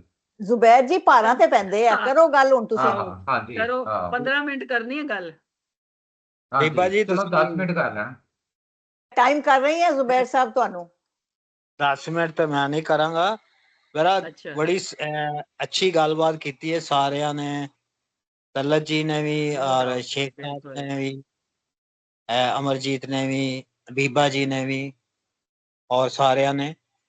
ਤੇ ਹਲਕੀ ਜਿਹੀ ਅਮਰਜੀਤ ਨੇ ਗੱਲ ਛੋਈ ਸੀ, ਲੇਕਿਨ ਫਿਰ ਉਹਨਾਂ ਨੇ ਕੀਤੀ ਨਹੀਂ ਉਦਾਸੀਆਂ ਦੀ ਗੱਲ। ਬਿਲਕੁਲ ਨਾਨਕ ਦੀਆਂ ਜਿਹੜੀਆਂ ਉਦਾਸੀਆਂ ਨੇ, ਇਹ ਵੀ ਇੱਕ ਨਵੀਂ ਉਦਾਸੀ ਹੈ 21ਵੀਂ ਸਦੀ ਦੀ, ਇੱਕ ਜੀ ਦੀ ਉਦਾਸੀ ਹੈ ਨਵੀਂ ਸੀ ਦੀ। ਲੇਕਿਨ ਇਹਦਾ ਬੰਦੇ ਦਾ ਪ੍ਰੋਬਲਮ ਹੈਗਾ ਕਿ ਨਾ ਤੇ ਇਹਦੇ ਨਾਲ ਮਰਦਾਨਾ ਹੈਗਾ ਤੇ ਨਾ ਇਹ ਨਾਨਕ ਹੈਗਾ। ਲਿਹਾਜ਼ਾ ਉਹ ਜਿਹੜਾ ਉਹਦਾ ਸਫ਼ਰ ਹੈ ਉਹ ਇੱਕ, ਜਿਹਨੂੰ ਅਸੀਂ ਕਹਿੰਦੇ ਹਾਂ ਐਗਜ਼ਿਸਟੈਂਸ਼ੀਅਲ ਕ੍ਰਾਈਸਿਸ ਦੀ ਨਜ਼ਮ ਹੈ, ਜਿਹਨੂੰ ਅਸੀਂ ਪੰਜਾਬੀ 'ਚ ਕਹਿੰਦੇ ਹਾਂ ਵਜੂਦੀ ਪੀੜ ਦੀ ਨਜ਼ਮ ਹੈ। ਜੇ ਉਹ ਇੱਕ ਲਫ਼ਜ਼ ਇਸਤੇਮਾਲ ਕੀਤਾ ਜਾਂਦਾ ਸਾਡੇ ਇਕੋਨਮੀ ਦੇ ਵਿੱਚ, ਕਮੋਡਿਟੀ ਫੈਟਿਸ਼ਿਜ਼ਮ, ਕਿ ਜਿਹੜੀਆਂ ਵਸਤਾਂ ਹੈਗੀਆਂ ਇਕੱਠੀਆਂ ਕਰੀਏ ਜਾਣਾ, ਮਾਰਕਸ ਨੇ ਟਰਮ ਇਸਤੇਮਾਲ ਕੀਤੀ ਹੈ। ਉਹ ਅਜਿਹੇ ਬੰਦੇ ਦੀ ਕਹਾਣੀ ਹੈ ਜਿਹੜੀਆਂ ਸ਼ੈਵਾਂ ਬੜੀਆਂ ਹੀ ਇਕੱਠੀਆਂ ਕਰ ਰਿਹਾ, ਇਕੱਠੀਆਂ ਕਰੀ ਜਾ ਰਿਹਾ। ਉਹਦੇ 'ਚ ਬੜੇ ਉਹਨਾਂ ਨੇ ਦੱਸਿਆ ਵੀ ਇਹ ਵੀ ਹੈਗਾ, ਇਹ ਵੀ ਹੈਗੀ ਚੀਜ਼, ਇਹ ਵੀ ਚੀਜ਼ ਹੈਗੀ, ਇਹ ਵੀ ਚੀਜ਼ ਹੈਗੀ ਹੈ। ਔਰ ਫਿਰ ਜਿਹੜਾ ਹੈ ਉਹਨੇ ਮਾਂ ਦਾ ਜ਼ਿਕਰ ਕੀਤਾ ਹੈ। ਮਾਂ ਦਾ ਉਹਨੇ ਕਿਹਾ ਕਿ ਮਾਂ ਨੂੰ ਤੇ ਆਪਣੀ ਕੁੱਖ ਦੀ ਫਿਕਰ ਹੁੰਦੀ ਹੈ, ਉਹ ਕੁਛ ਨਹੀਂ ਇਕੱਠਾ ਕਰਦੀ, ਉਹਨੂੰ ਕੁੱਖ ਦੀ ਫਿਕਰ ਹੈ। ਉਹਨੂੰ ਪਤਾ ਮੈਂ ਬਾਲ ਜੰਮਣੇ ਨੇ, ਮੈਂ ਬਾਲ ਪਾਲਣੇ ਨੇ। ਉਹ ਕ੍ਰੀਏਟਿਵ ਹੈ। ਇਹ ਜਿਹੜਾ ਕ੍ਰੀਏਟਿਵ ਬੰਦਾ ਹੈਗਾ, ਉਹਨਾਂ ਨੇ ਕਿਹਾ ਉਹ ਕੁਛ ਨਹੀਂ ਇਕੱਠਾ ਕਰਦਾ, ਉਹਨੂੰ ਲੋੜ ਨਹੀਂ ਹੈ ਇਕੱਠਾ ਕਰਨ ਦੀ। ਇਹ ਅਸੀਂ ਆ ਜਿਹੜੀਆਂ ਸ਼ੈਵਾਂ ਨੂੰ ਇਕੱਠਾ ਕਰਨੇ ਆ, ਔਰ ਫਿਰ ਸਾਨੂੰ ਵਕਤ ਪੈ ਜਾਂਦਾ ਕਿ ਕੀ ਕਰੀਏ। ਲੇਕਿਨ ਜਿਹੜਾ ਇਸ ਨਜ਼ਮ ਦੀ ਸਭ ਤੋਂ ਖੂਬਸੂਰਤ ਗੱਲ ਹੈ ਕਿ 21ਵੀਂ ਸਦੀ ਦਾ ਬੰਦਾ ਜਿਹੜਾ ਹੈ, ਜਿਹੜਾ ਇੱਕ ਵਜੂਦੀ ਪੀੜ ਦੇ ਵਿੱਚ ਹੈ, ਜੁਦਾਈ ਵੀ ਹੈ, ਅਕਲਾਪਾ ਵੀ ਹੈ, ਹੋਰ ਚੀਜ਼ਾਂ ਵੀ ਨੇ ਸਾਰੀਆਂ, ਉਹਦਾ ਉਹ ਸੋਲੂਸ਼ਨ ਜਿਹੜਾ ਹੈ ਉਹ 18ਵੀਂ ਸਦੀ ਦੇ ਇੱਕ ਸੂਫੀ ਕੋਲੋਂ ਜਾ ਕੇ ਲੈ ਰਿਹਾ ਹੈ, ਜਿਹੜਾ ਕਹਿ ਰਿਹਾ ਕਿ ਬੁਲਿਆ ਰੱਬ ਦਾ ਕੀ ਪਾਣਾ, ਇਧਰੋਂ ਪੁੱਟਣਾ ਇਧਰੋਂ ਲਾਣਾ। ਕਿ ਉਹ ਜਿਹੜਾ ਉਹਨੂੰ ਸੋਲੂਸ਼ਨ ਮਿਲਿਆ, ਜਿੱਥੋਂ ਉਹਨੂੰ ਕੰਸੋਲੇਸ਼ਨ ਹੋ ਰਹੀ ਹੈ, ਉਹ 18ਵੀਂ ਸਦੀ ਦਾ ਸੂਫੀ ਹੈ। ਬਲਕਿ ਜਿਹੜਾ ਉਹਦਾ ਆਪਣਾ ਕ੍ਰਾਈਸਿਸ ਹੈ, ਜਿਹੜੀ ਉਹਦੀ ਭਾਜੜ ਹੈ, ਜਿਹੜੀ ਉਹਦੀ ਪੀੜ ਹੈ, ਉਹ 21ਵੀਂ ਸਦੀ ਦੀ ਹੈ। ਤੇ ਉਹ ਐਂਡ ਤੇ ਉੱਥੇ ਜਾ ਕੇ ਹੀ ਰਿਜ਼ੋਲਵ ਕਰਦੀ ਹੈ ਕਿ ਕਿਉਂਕਿ ਅਸੀਂ ਮੂਵ ਹੁੰਦੇ ਰਹਿੰਦੇ ਹਾਂ, ਅਸੀਂ ਟਰੈਵਲ ਕਰਦੇ ਰਹਿੰਦੇ ਹਾਂ, ਇੱਕ ਥਾਂ ਤੋਂ ਦੂਜੀ ਥਾਂ ਸਾਨੂੰ ਜਾਣਾ ਹੋ ਸਕਦਾ ਹੈ, ਤੇ ਕੀ ਲੋੜ ਹੈ ਇਹ ਸਾਰੀਆਂ ਸ਼ੈਵਾਂ ਨੂੰ ਇਕੱਠਾ ਕਰਨ ਦੀ। ਆਪਣੇ ਆਪ ਨੂੰ ਕਿਸੇ ਕਿਸੇ ਕਿਸੇ ਹਿਸਾਬ ਵਿੱਚ ਲੈ ਕੇ ਆਓ, ਕਿਸੇ ਪਾਸੇ ਲਾਓ, ਜਾਂ ਕਿਸੇ ਹੋਰ ਚੀਜ਼ ਨੂੰ ਗੱਲ ਕਰੋ। ਨਜ਼ਮ ਜਿਹੜੀ ਹੈ ਕਾਫੀ ਇਹਦੇ ਵਿੱਚ ਹੈ, ਕਾਫੀ ਜਿਸ ਤਰ੍ਹਾਂ ਸਾਰਿਆਂ ਦੋਸਤਾਂ ਨੇ ਕਿਹਾ, ਇਹਦੇ ਚ ਡਿਟੇਲਸ ਕਾਫੀ ਨੇ ਉਹਨਾਂ ਨੇ ਦਿੱਤੀਆਂ ਨੇ, ਆਪਣੇ ਹੋਣ ਬਾਰੇ, ਆਪਣੇ ਇਰਦ ਗਿਰਦ ਦੀਆਂ ਸਾਰੀਆਂ ਜਿਹੜੀਆਂ ਸ਼ੈਵਾਂ ਨੇ ਉਹਦੇ ਬਾਰੇ, ਟਰੈਵਲ ਬਾਰੇ, ਸਾਰਾ ਜਿਹੜਾ ਹੈ ਉਹਦੇ ਵਿੱਚ। ਲੇਕਿਨ ਅਸਲ ਇਹੀ ਹੈ ਕਿ ਬਸ ਇਸ ਤਰ੍ਹਾਂ ਕਰਨਾ ਚਾਹੀਦਾ ਜਿਸ ਤਰ੍ਹਾਂ ਬੁੱਲੇ ਨੇ ਕੀਤਾ ਸੀ, ਇੱਧਰੋਂ ਪੁੱਟ ਕੇ ਉੱਧਰ ਲਾਣਾ। ਕੋਈ ਸਾਨੂੰ ਵਕਤ ਨਾ ਆਪਣੇ ਆਪ ਨੂੰ ਵਕਤ 'ਚ ਨਾ ਪਾਓ, ਸ਼ੈਵਾਂ ਦੇ ਢੇਰ ਨਾ ਲਾਓ, ਈਜ਼ੀ ਜਿਹੜਾ ਹੈ ਉਹ ਕਰੋ। ਲੇਕਿਨ ਉਹਨਾਂ ਨੇ ਬੜੇ ਸੋਹਣੇ ਢੰਗ ਨਾਲ ਉਹਨੂੰ ਬੜਾ ਮੈਟਾਫਰਸ ਬਣਾ ਕੇ ਰਮਜ਼ਾਂ ਦੇ ਵਿੱਚ, ਹਾਲਾਂਕਿ ਮੈਂ ਤੇ ਬਹੁਤ ਜ਼ਿਆਦਾ ਇਹ ਪ੍ਰੋਜ਼ ਪੋਇਟਰੀ ਮੈਨੂੰ ਚੰਗੀ ਨਹੀਂ ਲੱਗਦੀ, ਕਿਉਂਕਿ ਨਾ ਉਹਦੇ 'ਚ ਕੋਈ ਰਿਦਮ ਹੁੰਦਾ, ਕਈ ਦਫਾ ਸਵਾਦ ਵੀ ਨਹੀਂ ਹੁੰਦਾ ਉਹਦੇ ਵਿੱਚ। ਤੇ ਇਹ ਨਹੀਂ ਕਿ ਮੈਂ ਕੋਈ ਬੜਾ ਕਲਾਸੀਕਲ ਮਾਈਂਡ ਦਾ ਬੰਦਾ ਵਾਂ ਤੇ ਰਿਦਮ ਦੇ ਬਗੈਰ ਪੋਇਟਰੀ ਨਹੀਂ ਮੈਂ ਪੜ੍ਹ ਸਕਦਾ, ਪੜ੍ਹ ਲਈਦੀ ਹੈ। ਲੇਕਿਨ ਇਹਨਾਂ ਦੀ ਅੱਛੀ ਹੈ, ਨਜ਼ਮ ਜਿਹੜੀ ਹੈ ਅੱਛੀ ਹੈ, ਰਿਚ ਨਜ਼ਮ ਹੈ, ਫਿਲੋਸੋਫੀਕਲ ਵੀ ਹੈ, ਮੈਟਾਫੋਰਿਕ ਵੀ ਹੈ, ਔਰ ਲਿਟਰੇਰੀ ਵੀ ਹੈ। ਤੇ ਮੈਂ ਤੇ ਫਸਟ ਟਾਈਮ ਹੀ ਇਹਨਾਂ ਦੀ ਸੁਣੀ ਹੈ, ਨਾਂ ਇਹਨਾਂ ਦਾ ਬੜਾ ਵੱਜ ਰਿਹਾ ਅੱਜ ਕੱਲ, ਇਨਾਮ ਵਗੈਰਾ ਵੀ ਲੈ ਰਹੇ ਨੇ, ਤੇ ਮੁਬਾਰਕਬਾਦ ਉਹਨਾਂ ਨੂੰ ਦੇਣਾ, ਚੰਗੀ ਸੋਹਣੀ ਨਜ਼ਮ ਲਿਖਣ ਤੇ ਔਰ ਪੜ੍ਹਨ ਤੇ। ਬਹੁਤ ਸ਼ੁਕਰੀਆ ਜ਼ੁਬੈਰ ਜੀ। ਬਹੁਤ ਅੱਛੀ ਜਸ਼ਨ ਜੀ ਦੀ, ਹਾਂਜੀ ਕੋਈ ਹੋਰ ਦੋਸਤ ਗੱਲ ਕਰਨਾ ਚਾਹਣ? ਮੈਂ ਇੱਕ ਥੋੜੀ ਜਿਹੀ ਗੱਲ ਕਰਾਂਗਾ ਕਿ ਗੁਰਦਾਸ ਜੀ ਨੇ ਕਿਹਾ ਸੀ ਕਿ ਇਹ ਕਹਾਣੀ ਜਿਹੜੀ ਹੈ ਨਾ ਉਹ ਉਸ ਹਵਾਲੇ ਨਾਲ ਗੱਲ ਕੀਤੀ ਸੀ, ਲੇਕਿਨ ਇਹ ਕਹਾਣੀ ਨਹੀਂ ਹੈ, ਇਹ ਪਿਓਰਲੀ ਫ੍ਰੀ ਵਰਡਸ ਹੈ। ਫ੍ਰੀ ਵਰਡਸ ਦੀ ਜਿਹੜੀ ਉਹ ਹੁੰਦੀ ਹੈ ਨਾ, ਉਹਨੂੰ ਡੈਫੀਨੇਸ਼ਨ ਕਰ ਸਕਦੇ ਹਾਂ ਅਸੀਂ ਇਸ ਤਰ੍ਹਾਂ ਕਰ ਸਕਦੇ ਹਾਂ ਕਿ ਉਹਦੇ ਵਿੱਚ ਇੱਕ ਪੈਰੇ ਦੇ ਅੰਦਰ 2 ਲਾਈਨਾਂ ਵੀ ਹੈ ਤੇ 12 ਲਾਈਨਾਂ ਵੀ ਹੋ ਸਕਦੀਆਂ, ਔਰ ਇਸ ਤਰ੍ਹਾਂ ਤਰਤੀਬ ਨਾਲ ਉਹਦੀਆਂ ਚਲਦੀ ਜਾਂਦੀ ਹੈ। ਉਹ ਜਿੱਥੋਂ ਤੀਕਰ ਕਿ ਜਿਹੜੀ ਆਪਣਾ ਲਿਖਾਰਨ ਹੈ ਜਾਂ ਲਿਖਾਰੀ ਹੈ ਉਹਨੂੰ ਕਨਕਲੂਡ ਨਹੀਂ ਕਰਦਾ। ਮੇਰੇ ਹਵਾਲੇ ਨਾਲ ਇਹ ਇੱਕ ਫ੍ਰੀ ਵਰਡ ਹੈ, ਨਾਟ ਅ ਸਟੋਰੀ। ਨਹੀਂ, ਉਹਨਾਂ ਨੇ ਇਹ ਕਿਹਾ ਸੀ ਕਿ ਜਿਸ ਤਰ੍ਹਾਂ ਇਹ ਲੱਗਦੀ ਹੈ ਕਿ ਇੱਕ ਸਟੋਰੀ ਚੱਲ ਰਹੀ ਹੈ, ਉਹਨਾਂ ਨੇ ਕਿਹਾ ਸੀ ਕਿ ਬਣ ਸਕਦੀ ਹੈ ਕਹਾਣੀ, ਕਹਾਣੀ ਬਣ ਸਕਦੀ ਕਿ ਹਾਂ ਕਹਾਣੀ ਬਣ ਸਕਦੀ ਹੈ, ਜਾਂ ਕਹਾਣੀ ਨੂੰ ਉਹਨਾਂ ਨੇ ਇੱਕ ਬੜਾ ਸ਼ਾਰਟ ਕਰਕੇ ਤੇ ਨਜ਼ਮ ਦੀ ਸੂਰਤ 'ਚ, ਕਵਿਤਾ ਦੀ ਸੂਰਤ 'ਚ ਉਹਨਾਂ ਨੇ ਕਰਤਾ। ਕੰਮ ਤੇ ਬਹੁਤ ਮੁਸ਼ਕਲ ਹੁੰਦਾ, ਕਹਾਣੀ ਲਿਖਣਾ ਜਿਹੜਾ ਨਾ ਉਹ ਸਗੋਂ ਆਸਾਨ ਹੁੰਦਾ ਹੈ। ਜਿਹੜੀ ਕਵਿਤਾ ਹੈ ਨਾ ਉਹਨੂੰ ਤੁਸੀਂ ਘੱਟ ਤੋਂ ਘੱਟ ਸ਼ਬਦਾਂ ਦੇ ਵਿੱਚ ਤੁਸੀਂ ਰਿਚ ਤੋਂ ਰਿਚ ਥਾਟ ਜਿਹੜਾ ਉਹ ਦੇਣਾ ਹੁੰਦਾ ਹੈ। ਤੇ ਜਸ਼ਨ ਜੀ ਬਹੁਤ ਹੀ ਜ਼ਬਰਦਸਤ ਤੁਹਾਡੀ ਇਹ ਕੋਸ਼ਿਸ਼ ਵੇ, ਔਰ ਬਹੁਤ ਮੁਬਾਰਕਬਾਦ ਦੇ ਤੁਸੀਂ ਮੁਸਤਕੋ, ਬੜੀ ਖੂਬਸੂਰਤ ਗੱਲਬਾਤ ਹੋਈ ਹੈ, ਬੜੀ ਭਰਵੀਂ ਗੱਲਬਾਤ ਹੋਈ। ਮੈਂ ਥੋੜੀ ਗੱਲ ਕਰਾਂ, I am with ਜਿੱਦਾਂ ਜ਼ੁਬੈਰ ਸਾਹਿਬ ਨੇ ਆਖਿਆ, ਮੈਂ ਵੀ ਕੋਈ ਖੁੱਲੀ ਕਵਿਤਾ ਦੀ ਨਹੀਂ ਬਹੁਤੀ ਸ਼ੌਕੀਨ, ਪਰ ਜੋ ਇਹਨਾਂ ਨੇ ਲਿਖਿਆ ਹੈ ਨਾ ਮੈਨੂੰ ਬੜਾ ਪਸੰਦ ਆਇਆ, ਔਰ ਮੈਨੂੰ ਇਹਨਾਂ ਨੇ ਪਕੜ ਕੇ ਰੱਖਿਆ ਅਖੀਰ ਤੱਕ, ਕਿਉਂਕਿ ਇਹ ਬੜੀ ਪਿਆਰੇ ਤਰੀਕੇ ਨਾਲ ਬੜੇ ਉਹਦੇ ਵਿੱਚ ਮੋੜ ਪਾਉਂਦੇ ਨੇ ਇੱਕ ਚੱਲੀ ਜਾਂਦਾ ਨੈਰੇਟਿਵ, ਫਿਰ ਉਹਦੇ ਵਿੱਚ ਇੱਕ ਐਸਾ ਫਸਟ ਕਲਾਸ ਜਿਹਾ ਮੋੜ ਪਾਉਂਦੇ ਨੇ, ਕੋਈ ਸੂਫੀਆਨਾ ਟਾਈਪ ਔਰ ਕੋਈ ਮਤਲਬ ਕਿ ਲਿਟਰਰੀ ਕੋਈ ਐਸੀ, ਉਹ ਤੁਹਾਨੂੰ ਮਤਲਬ ਕਿ ਹਰ ਟਰਨ ਦੇ ਵਿੱਚ ਕੋਈ ਨਾ ਕੋਈ ਬੜੀ ਮਜ਼ੇਦਾਰ ਗੱਲ ਸੀ ਕਿ ਤੁਹਾਡਾ ਦਿਲ ਕਰਦਾ ਸੀ ਕਿ ਤੁਸੀਂ ਅੱਗੇ ਚੱਲੋ। ਸੋ ਮੈਨੂੰ ਬੜੀ ਪਸੰਦ ਆਈ, ਮੈਂ ਸੋ ਜਿਸ ਤਰ੍ਹਾਂ ਉਹਨਾਂ ਨੇ ਕਿਹਾ ਮੈਂ ਪੜ੍ਹ ਰਹੀ ਹਾਂ, ਪਰ ਮੈਨੂੰ ਇਹਦੇ ਚ ਮੈਂ ਖੁਬੀ ਰਹੀ। ਸੋ ਐਂਡ ਮੇਰੇ ਖਿਆਲ ਚ ਜਿਹੜੇ ਗੁਰਦਾਸ ਦੀ ਗੱਲ ਕਰ ਰਹੇ ਸੀ ਕਿ ਬੜਾ ਫਲੋ ਸੀਗਾ, ਇੱਕ ਬੜੀ ਸੋਹਣੀ ਤਰੀਕੇ ਦੇ ਨਾਲ ਇਹ ਚੱਲਦੀ ਰਹੀ ਕਹਾਣੀ, ਬੜੀ ਪਿਆਰੀ ਤਰੀਕੇ ਨਾਲ ਇਹਨਾਂ ਨੇ ਆਪਣੀ ਸਾਰਾ ਨੈਰੇਟਿਵ ਦੱਸਿਆ। I really enjoyed it. ਬਹੁਤ ਯਾਰ ਜਸ਼ਨ, ਵੈਰੀ ਨਾਈਸ, ਤੁਸੀਂ ਬਹੁਤ ਹੀ ਮੁਬਾਰਕ। ਇਸ ਕਵਿਤਾ ਨੇ ਤੁਹਾਡੀ ਤਬੀਅਤ ਵੀ ਠੀਕ ਕਰਤੀ ਹੈ।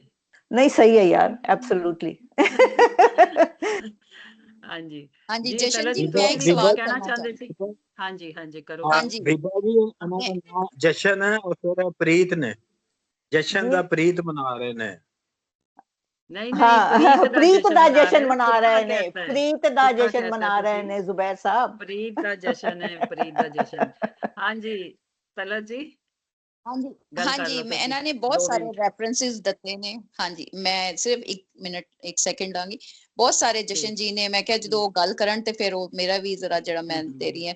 ਅੱਛਾ, ਇਹਨਾਂ ਨੇ ਬੜੇ ਸਾਰੇ ਰੈਫਰੈਂਸਿਸ ਯੂਜ਼ ਕੀਤੇ ਨੇ, ਬਹੁਤ ਜ਼ਿਆਦਾ ਉਹਦੇ ਵਿੱਚ ਅਲਾਮਤਾਂ ਮੈਟਾਫਰ ਸਾਨੂੰ ਪਤਾ। ਇੱਕ ਇਹਨਾਂ ਨੇ ਲਫ਼ਜ਼ ਇਸਤੇਮਾਲ ਕੀਤਾ ਹੈ ਸੰਤਰਿਆਂ ਦੀਆਂ ਟੋਪੀਆਂ, ਅਗਰ ਮੈਂ ਗਲਤ ਨਹੀਂ ਉਹ ਤਲਤ ਜੀ, ਉਹ ਟੋਪੀਆਂ ਨਹੀਂ, ਟੌਫੀਆਂ ਹੈ। ਟੌਫੀਆਂ ਨੇ ਟੌਫੀ ਉਹ ਜਿਹੜਾ ਤਰਜਮਾ ਕੀਤਾ ਨਾ ਉਹਦੇ ਵਿੱਚ ਟੋਪੀਆਂ ਲਿਖਿਆ, ਲੇਕਿਨ ਜਦੋਂ ਮੈਂ ਸੁਣੀ ਨਾ ਇਹਨਾਂ ਦੇ ਮੂੰਹੋਂ ਤੇ ਉਹ ਟੌਫੀਆਂ ਨੇ। ਉਹ ਟੌਫੀਆਂ ਨੇ। ਅੱਛਾ, ਮੈਂ ਸੁਣਨ ਚ ਵੀ ਉਹ ਟੌਪੀ, ਕਿਉਂਕਿ ਮੈਂ ਟੋਪੀਆਂ ਉਹ ਮੈਂ ਠੀਕ ਹੈ। ਅੱਛਾ ਮੈਂ ਟੋਪੀਆਂ ਸਮਝਦੀ ਰਹੀ ਹਾਂ ਔਰ ਮੈਂ ਫਸ ਗਈ ਯਾਰ, ਮੈਂ ਸਾਰੀ ਸਮਝ ਲਈ ਹੈ, ਸੰਤਰੇ ਦੀਆਂ ਟੋਪੀਆਂ ਨਹੀਂ ਮਨ ਸਮਝ। ਕੱਲ ਜਦੋਂ ਮੈਂ ਵੀ ਪੜ੍ਹੀ ਸੀ ਨਾ, ਜਦੋਂ ਪੜ੍ਹੀ ਸੀ ਨਾ ਕੱਲ ਮੈਂ, ਮਤਲਬ ਕਿ ਤੇ ਉਦੋਂ ਮੈਂ ਵੀ ਇਹੀ ਪੜ੍ਹਿਆ ਸੀ ਟੋਪੀਆਂ, ਲੇਕਿਨ ਹੁਣ ਗੌਰ ਨਾਲ ਸੁਣੀ ਹੈ ਨਾ ਗੱਲ, ਉਹਦੇ ਵਿੱਚ ਟੌਫੀਆਂ ਨੇ। ਹਾਂ, ਜਿਹੜੀ ਸੰਤਰੇ ਦੀ ਟੌਫੀ ਹੈ ਨਾ, ਸੰਤਰੇ ਦੀ ਟੌਫੀ, ਉਹਦਾ ਵੀ ਮਕਸਦ ਹੈ, ਉਹਦਾ ਇੱਕ ਮਕਸਦ ਟੈਲੀਫੋਨ ਤੇ ਵੀ ਇਹ ਗੱਲ ਪੁਆਇੰਟ ਕੀਤੀ ਸੀ। ਪੁੱਛਿਆ ਹਾਂਜੀ, ਇਹ ਟੋਪੀਆਂ ਸੰਤਰੇ ਦੀਆਂ ਟੋਪੀਆਂ, ਤੇ ਮੈਨੂੰ ਵੀ ਨਹੀਂ ਉਸ ਟਾਈਮ ਇਹ ਜਦੋਂ ਸੁਣਿਆ ਨਾ ਇਹਨਾਂ ਕੋਲੋਂ ਤੇ ਫਿਰ 1 ਮਿੰਟ, ਜਿਹੜੀ ਸੰਤਰੇ ਦੀ ਟੌਫੀ ਹੈ ਨਾ, ਉਹਦਾ ਵੀ ਇੱਕ ਮਤਲਬ ਹੈਗਾ ਕਿ ਤੁਹਾਡਾ ਜਿਸ ਸਫ਼ਰ ਦੇ ਵਿੱਚ ਤੁਹਾਡਾ ਦਿਲ ਖਰਾਬ ਹੁੰਦਾ, ਤੁਹਾਡਾ ਦਿਲ ਕੱਚਾ ਹੁੰਦਾ, ਤੁਸੀਂ ਜਦ ਟਰੈਵਲ ਕਰਦੇ ਹੋ ਤਾਂ ਤੁਸੀਂ ਉਹ ਖੱਟੀ ਸੰਤਰੇ ਦੀਆਂ ਟੌਫੀਆਂ ਰੱਖਦੀਆਂ। ਸੋ ਜਿਸ ਜ਼ਿੰਦਗੀ ਦਾ ਸਫ਼ਰ ਜਾਂ ਦੁਨਿਆਵੀ ਸਫ਼ਰ ਦੇ ਵਿੱਚ ਵੀ ਸੰਤਰੇ ਦੀ ਟੌਫੀਆਂ ਦੀ ਐਸੋਸੀਏਸ਼ਨ ਬਚਪਨ ਨਾਲ ਵੀ ਬਣਦੀ ਹੈ। ਬਚਪਨ ਨਾਲ ਹੈ ਬਿਲਕੁਲ। ਪਰ ਸੰਤਰੇ ਦੀ ਟੌਫੀ ਜਿਹੜੀ ਹੈ ਨਾ, ਸਪੈਸੀਫਿਕਲੀ ਇਟਸ ਫॉर ਨੋਜ਼ੀਆ। ਠੀਕ ਹੈ ਤੇ ਜਸ਼ਨ ਜੀ, ਇੱਕ ਹੋਰ ਮੈਂ ਤੁਹਾਨੂੰ ਪੁਆਇੰਟਰ, ਇੱਕ ਤੁਸੀਂ ਕਹਿ ਰਹੇ ਹੋ ਕਿ ਤੁਸੀਂ PhD ਕਰ ਰਹੇ ਹੋ, ਉਹਦੇ ਵਿੱਚ ਲਹਿੰਦੇ ਵੱਲ ਦੇ ਜਿਹੜਾ ਹੈਗਾ ਲਿਟਰੇਰੀ ਤੁਹਾਡਾ ਹੈਗਾ ਉਹ ਟੌਪਿਕ, ਤੇ ਫਿਰ ਤੁਸੀਂ ਆਪਣੀ ਲੈਂਗੁਏਜ ਦੇ ਵਿੱਚ ਵੀ ਸ਼ਾਹਮੁਖੀ ਦੇ ਅਲਫਾਜ਼ ਤੇ ਸ਼ਾਹਮੁਖੀ ਦੇ ਜਿਹੜੇ ਸ਼ਬਦ ਨੇ ਜਾਂ ਉਹਨਾਂ ਦੇ ਰੈਫਰੈਂਸਿਸ ਨੇ, ਉਹਨਾਂ ਨੂੰ ਵੀ ਤੁਸੀਂ ਟੱਚ ਕਰ ਰਹੇ ਹੋ। ਜਿਸ ਤਰ੍ਹਾਂ ਬੁੱਲੇ ਦਾ ਤੇ ਤੁਸੀਂ ਕੀਤਾ ਹੈ, ਯਾਨੀ ਕਿ ਉਹ ਤੋਂ ਪੜ੍ਹਿਆ ਤੁਸੀਂ, ਲੇਕਿਨ ਤੁਸੀਂ ਜਿਹੜੇ ਲਫ਼ਜ਼ ਨੇ ਉਹ ਕਾਫੀ ਜ਼ਿਆਦਾ ਸੰਸਕ੍ਰਿਤ ਤੋਂ ਲਏ ਨੇ ਇਸ ਕਵਿਤਾ ਦੇ ਵਿੱਚ। ਜਸ਼ਨ ਜੀ, ਹੁਣ ਤੁਸੀਂ ਗੱਲਬਾਤ ਕਰ ਲਓ ਥੋੜੀ ਬਹੁਤ, ਇਹਦਾ ਜਵਾਬ ਦੇ ਦਿਓ ਔਰ ਕੁਝ ਹੋਰ ਵੀ ਕਹਿਣਾ ਚਾਹੋ ਤੇ।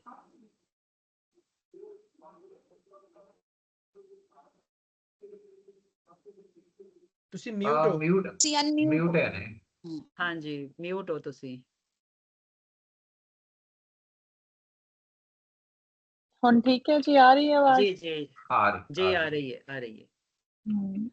ਹਾਂਜੀ, ਇੱਕ ਤਾਂ ਉਹ ਟੌਫੀਆਂ ਸੀਗੀਆਂ ਤੇ ਤੁਸੀਂ ਦੱਸ ਹੀ ਦਿੱਤਾ ਵੀ ਬਚਪਨ ਨਾਲ ਤੇ ਸਫ਼ਰ ਨਾਲ ਦੋਨਾਂ ਨਾਲ ਜੁੜੀਆਂ ਹੋਈਆਂ। ਤੇ ਟੌਫੀਆਂ, ਪਾਪੜ, ਜਾਂ ਇੱਕ ਹੁੰਦੀ ਸੀ ਖੋਪੇ ਦੀਆਂ ਜਿਹੜੀ ਗਿਰੀ ਹੁੰਦੀ ਹੈ, ਉਹ ਇਹੋ ਜਿਹੀਆਂ ਚੀਜ਼ਾਂ ਜਿਹੜੀਆਂ ਸਫ਼ਰ ਦੇ ਵਿੱਚ ਤੁਹਾਨੂੰ ਮਿਲਦੀਆਂ ਰਹਿੰਦੀਆਂ ਕਿਸੇ ਵੀ ਅੱਡੇ ਤੋਂ। ਤੇ ਪਰ ਇਹ ਹੈ ਜਿਹੜੀ ਟੌਫੀਆਂ ਵਾਲੀ ਚੀਜ਼ ਹੈ ਉਹ ਤੁਸੀਂ ਨਾਲ ਹੀ ਰੱਖਦੇ ਹੋ ਵੀ, ਮਤਲਬ ਕਿਹੜੀ ਚੀਜ਼ ਦਾ ਧਰਵਾਸ ਹੁੰਦਾ ਤੁਹਾਨੂੰ ਸਫ਼ਰ ਦੇ ਵਿੱਚ, ਤਾਂ ਉਹਦੇ ਵਿੱਚ ਇੱਕ ਟੌਫੀਆਂ ਵੀ ਹੈ। ਤੇ ਜਿਹੜੀ ਇਹ ਗੱਲ ਸੀ ਕਿ ਸ਼ਬਦ ਸੰਸਕ੍ਰਿਤ ਤੋਂ ਆ ਰਹੇ ਆ, ਤਾਂ ਇਹਦੇ ਵਿੱਚ ਆਪਾਂ ਬਚ ਨਹੀਂ ਸਕਦੇ ਆਪਦੀ ਜਿਹੜੀ ਰੀਅਲ ਸਿਚੁਏਸ਼ਨ ਆ ਉਹਦੇ ਤੋਂ, ਹਨਾ, ਕਿਉਂਕਿ ਅਸੀਂ ਭਾਸ਼ਾ ਦਾ ਆਦਾਨ ਪ੍ਰਦਾਨ ਸਦਾ ਹੁੰਦਾ ਹੀ ਰਹਿਣਾ। ਤੇ ਜਿਹੜੀ ਬੁੱਲੇ ਦੀ ਗੱਲ ਆਈ ਉਹ ਮੈਨੂੰ ਲੱਗਦਾ ਹੈ ਕਿ ਉਹ ਤਾਂ ਫਿਰ ਸਾਡੀ ਸਾਂਝੀ ਪੰਜਾਬੀ ਟ੍ਰੈਡੀਸ਼ਨ ਦੇ ਵਿੱਚੋਂ ਉਹ ਆ ਸਕਦੀ ਹੈ।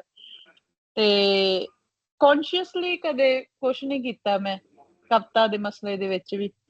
ਜੋ ਮਤਲਬ ਜਿਵੇਂ ਕਵਿਤਾ ਦੇ ਰਾਹੀਂ ਰਾਹ ਬਣਾਉਂਦਾ ਉਹ ਆ ਜਾਂਦਾ।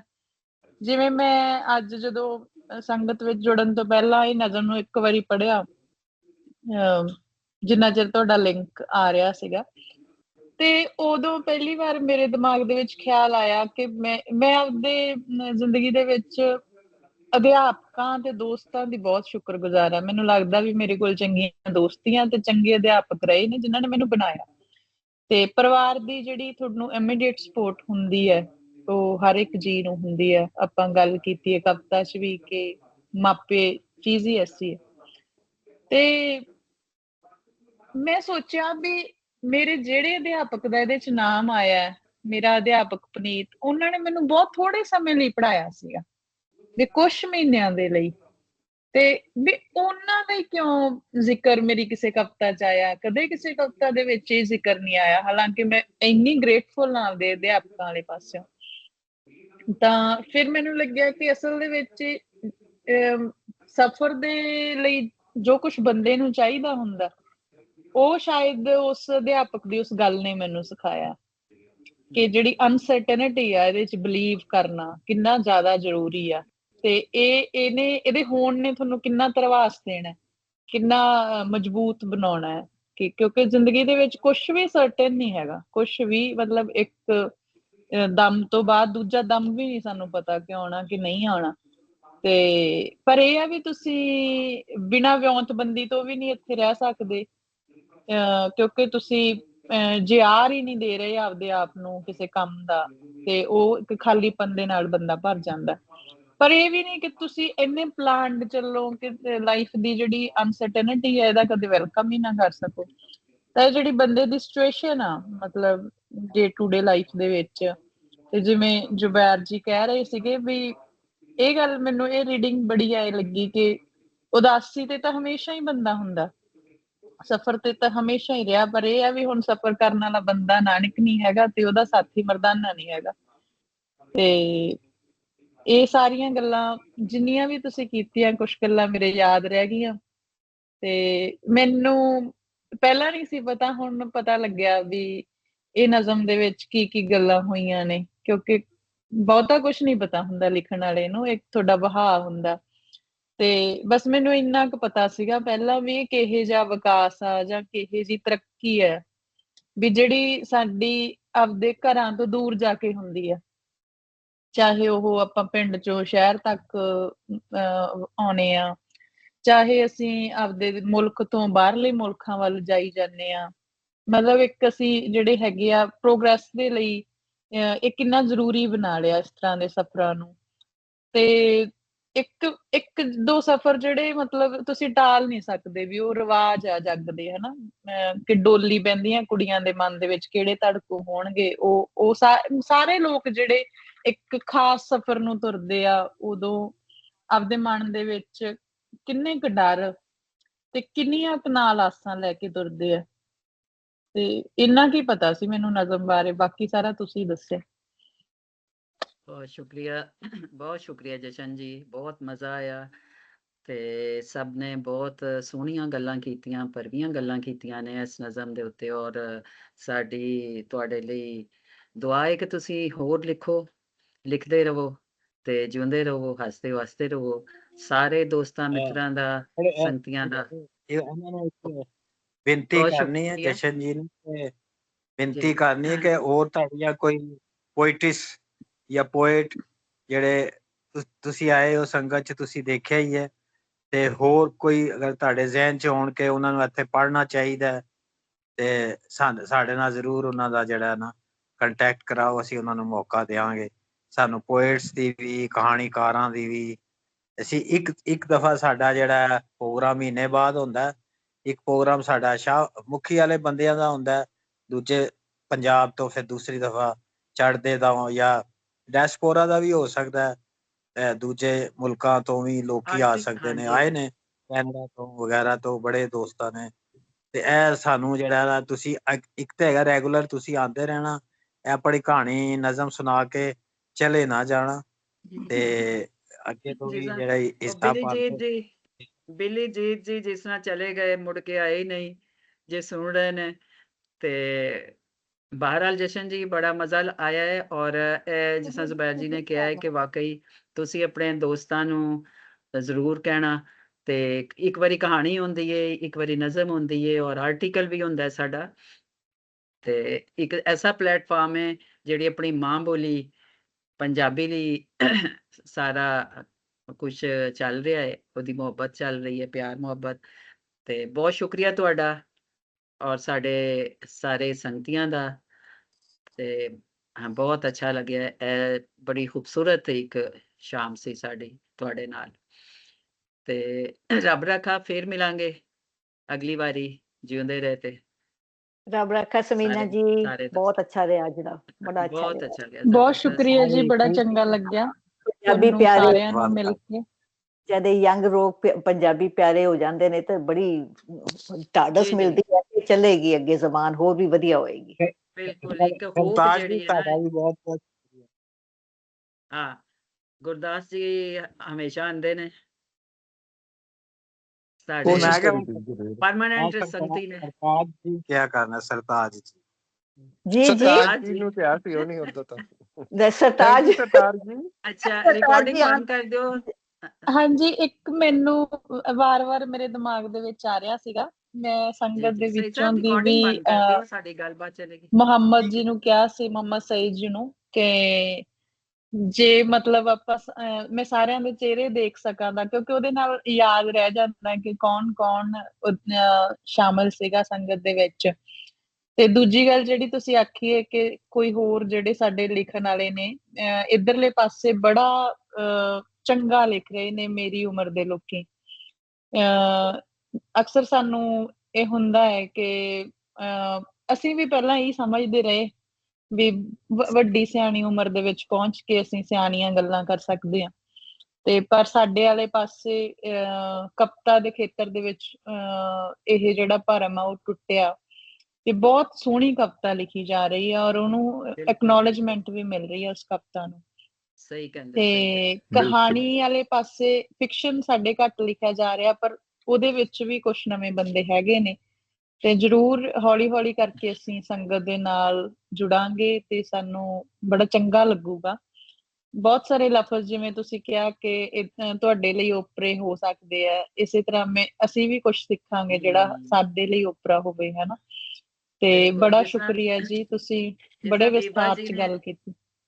ਬੀਬਾ ਜੀ ਨੇ ਅੱਜ ਕਿਹਾ ਸੀ ਖਰਾਮਾ ਖਰਾਮਾ। ਬਿਲਕੁਲ ਜੀ, ਮੈਂ ਰਿਕਾਰਡਿੰਗ ਸਟਾਪ ਕਰਾਂ? ਹਾਂਜੀ, ਸਟਾਪ ਕਰੋ ਜੀ, ਜੀ ਸਟਾਪ ਕਰੋ। ਸਟਾਪ, ਹਾਂਜੀ ਜ਼ਰੂਰ। ਹਾਂ, ਜਸ਼ਨਪ੍ਰੀਤ, ਤੁਸੀਂ ਕਿ ਨਿਆਣੇ ਹੋ ਕੇ ਸਿਆਣੀਆਂ ਗੱਲਾਂ ਨਹੀਂ ਕਰ ਸਕਦੇ, ਅਸੀਂ ਸਿਆਣੇ ਹੋ ਕੇ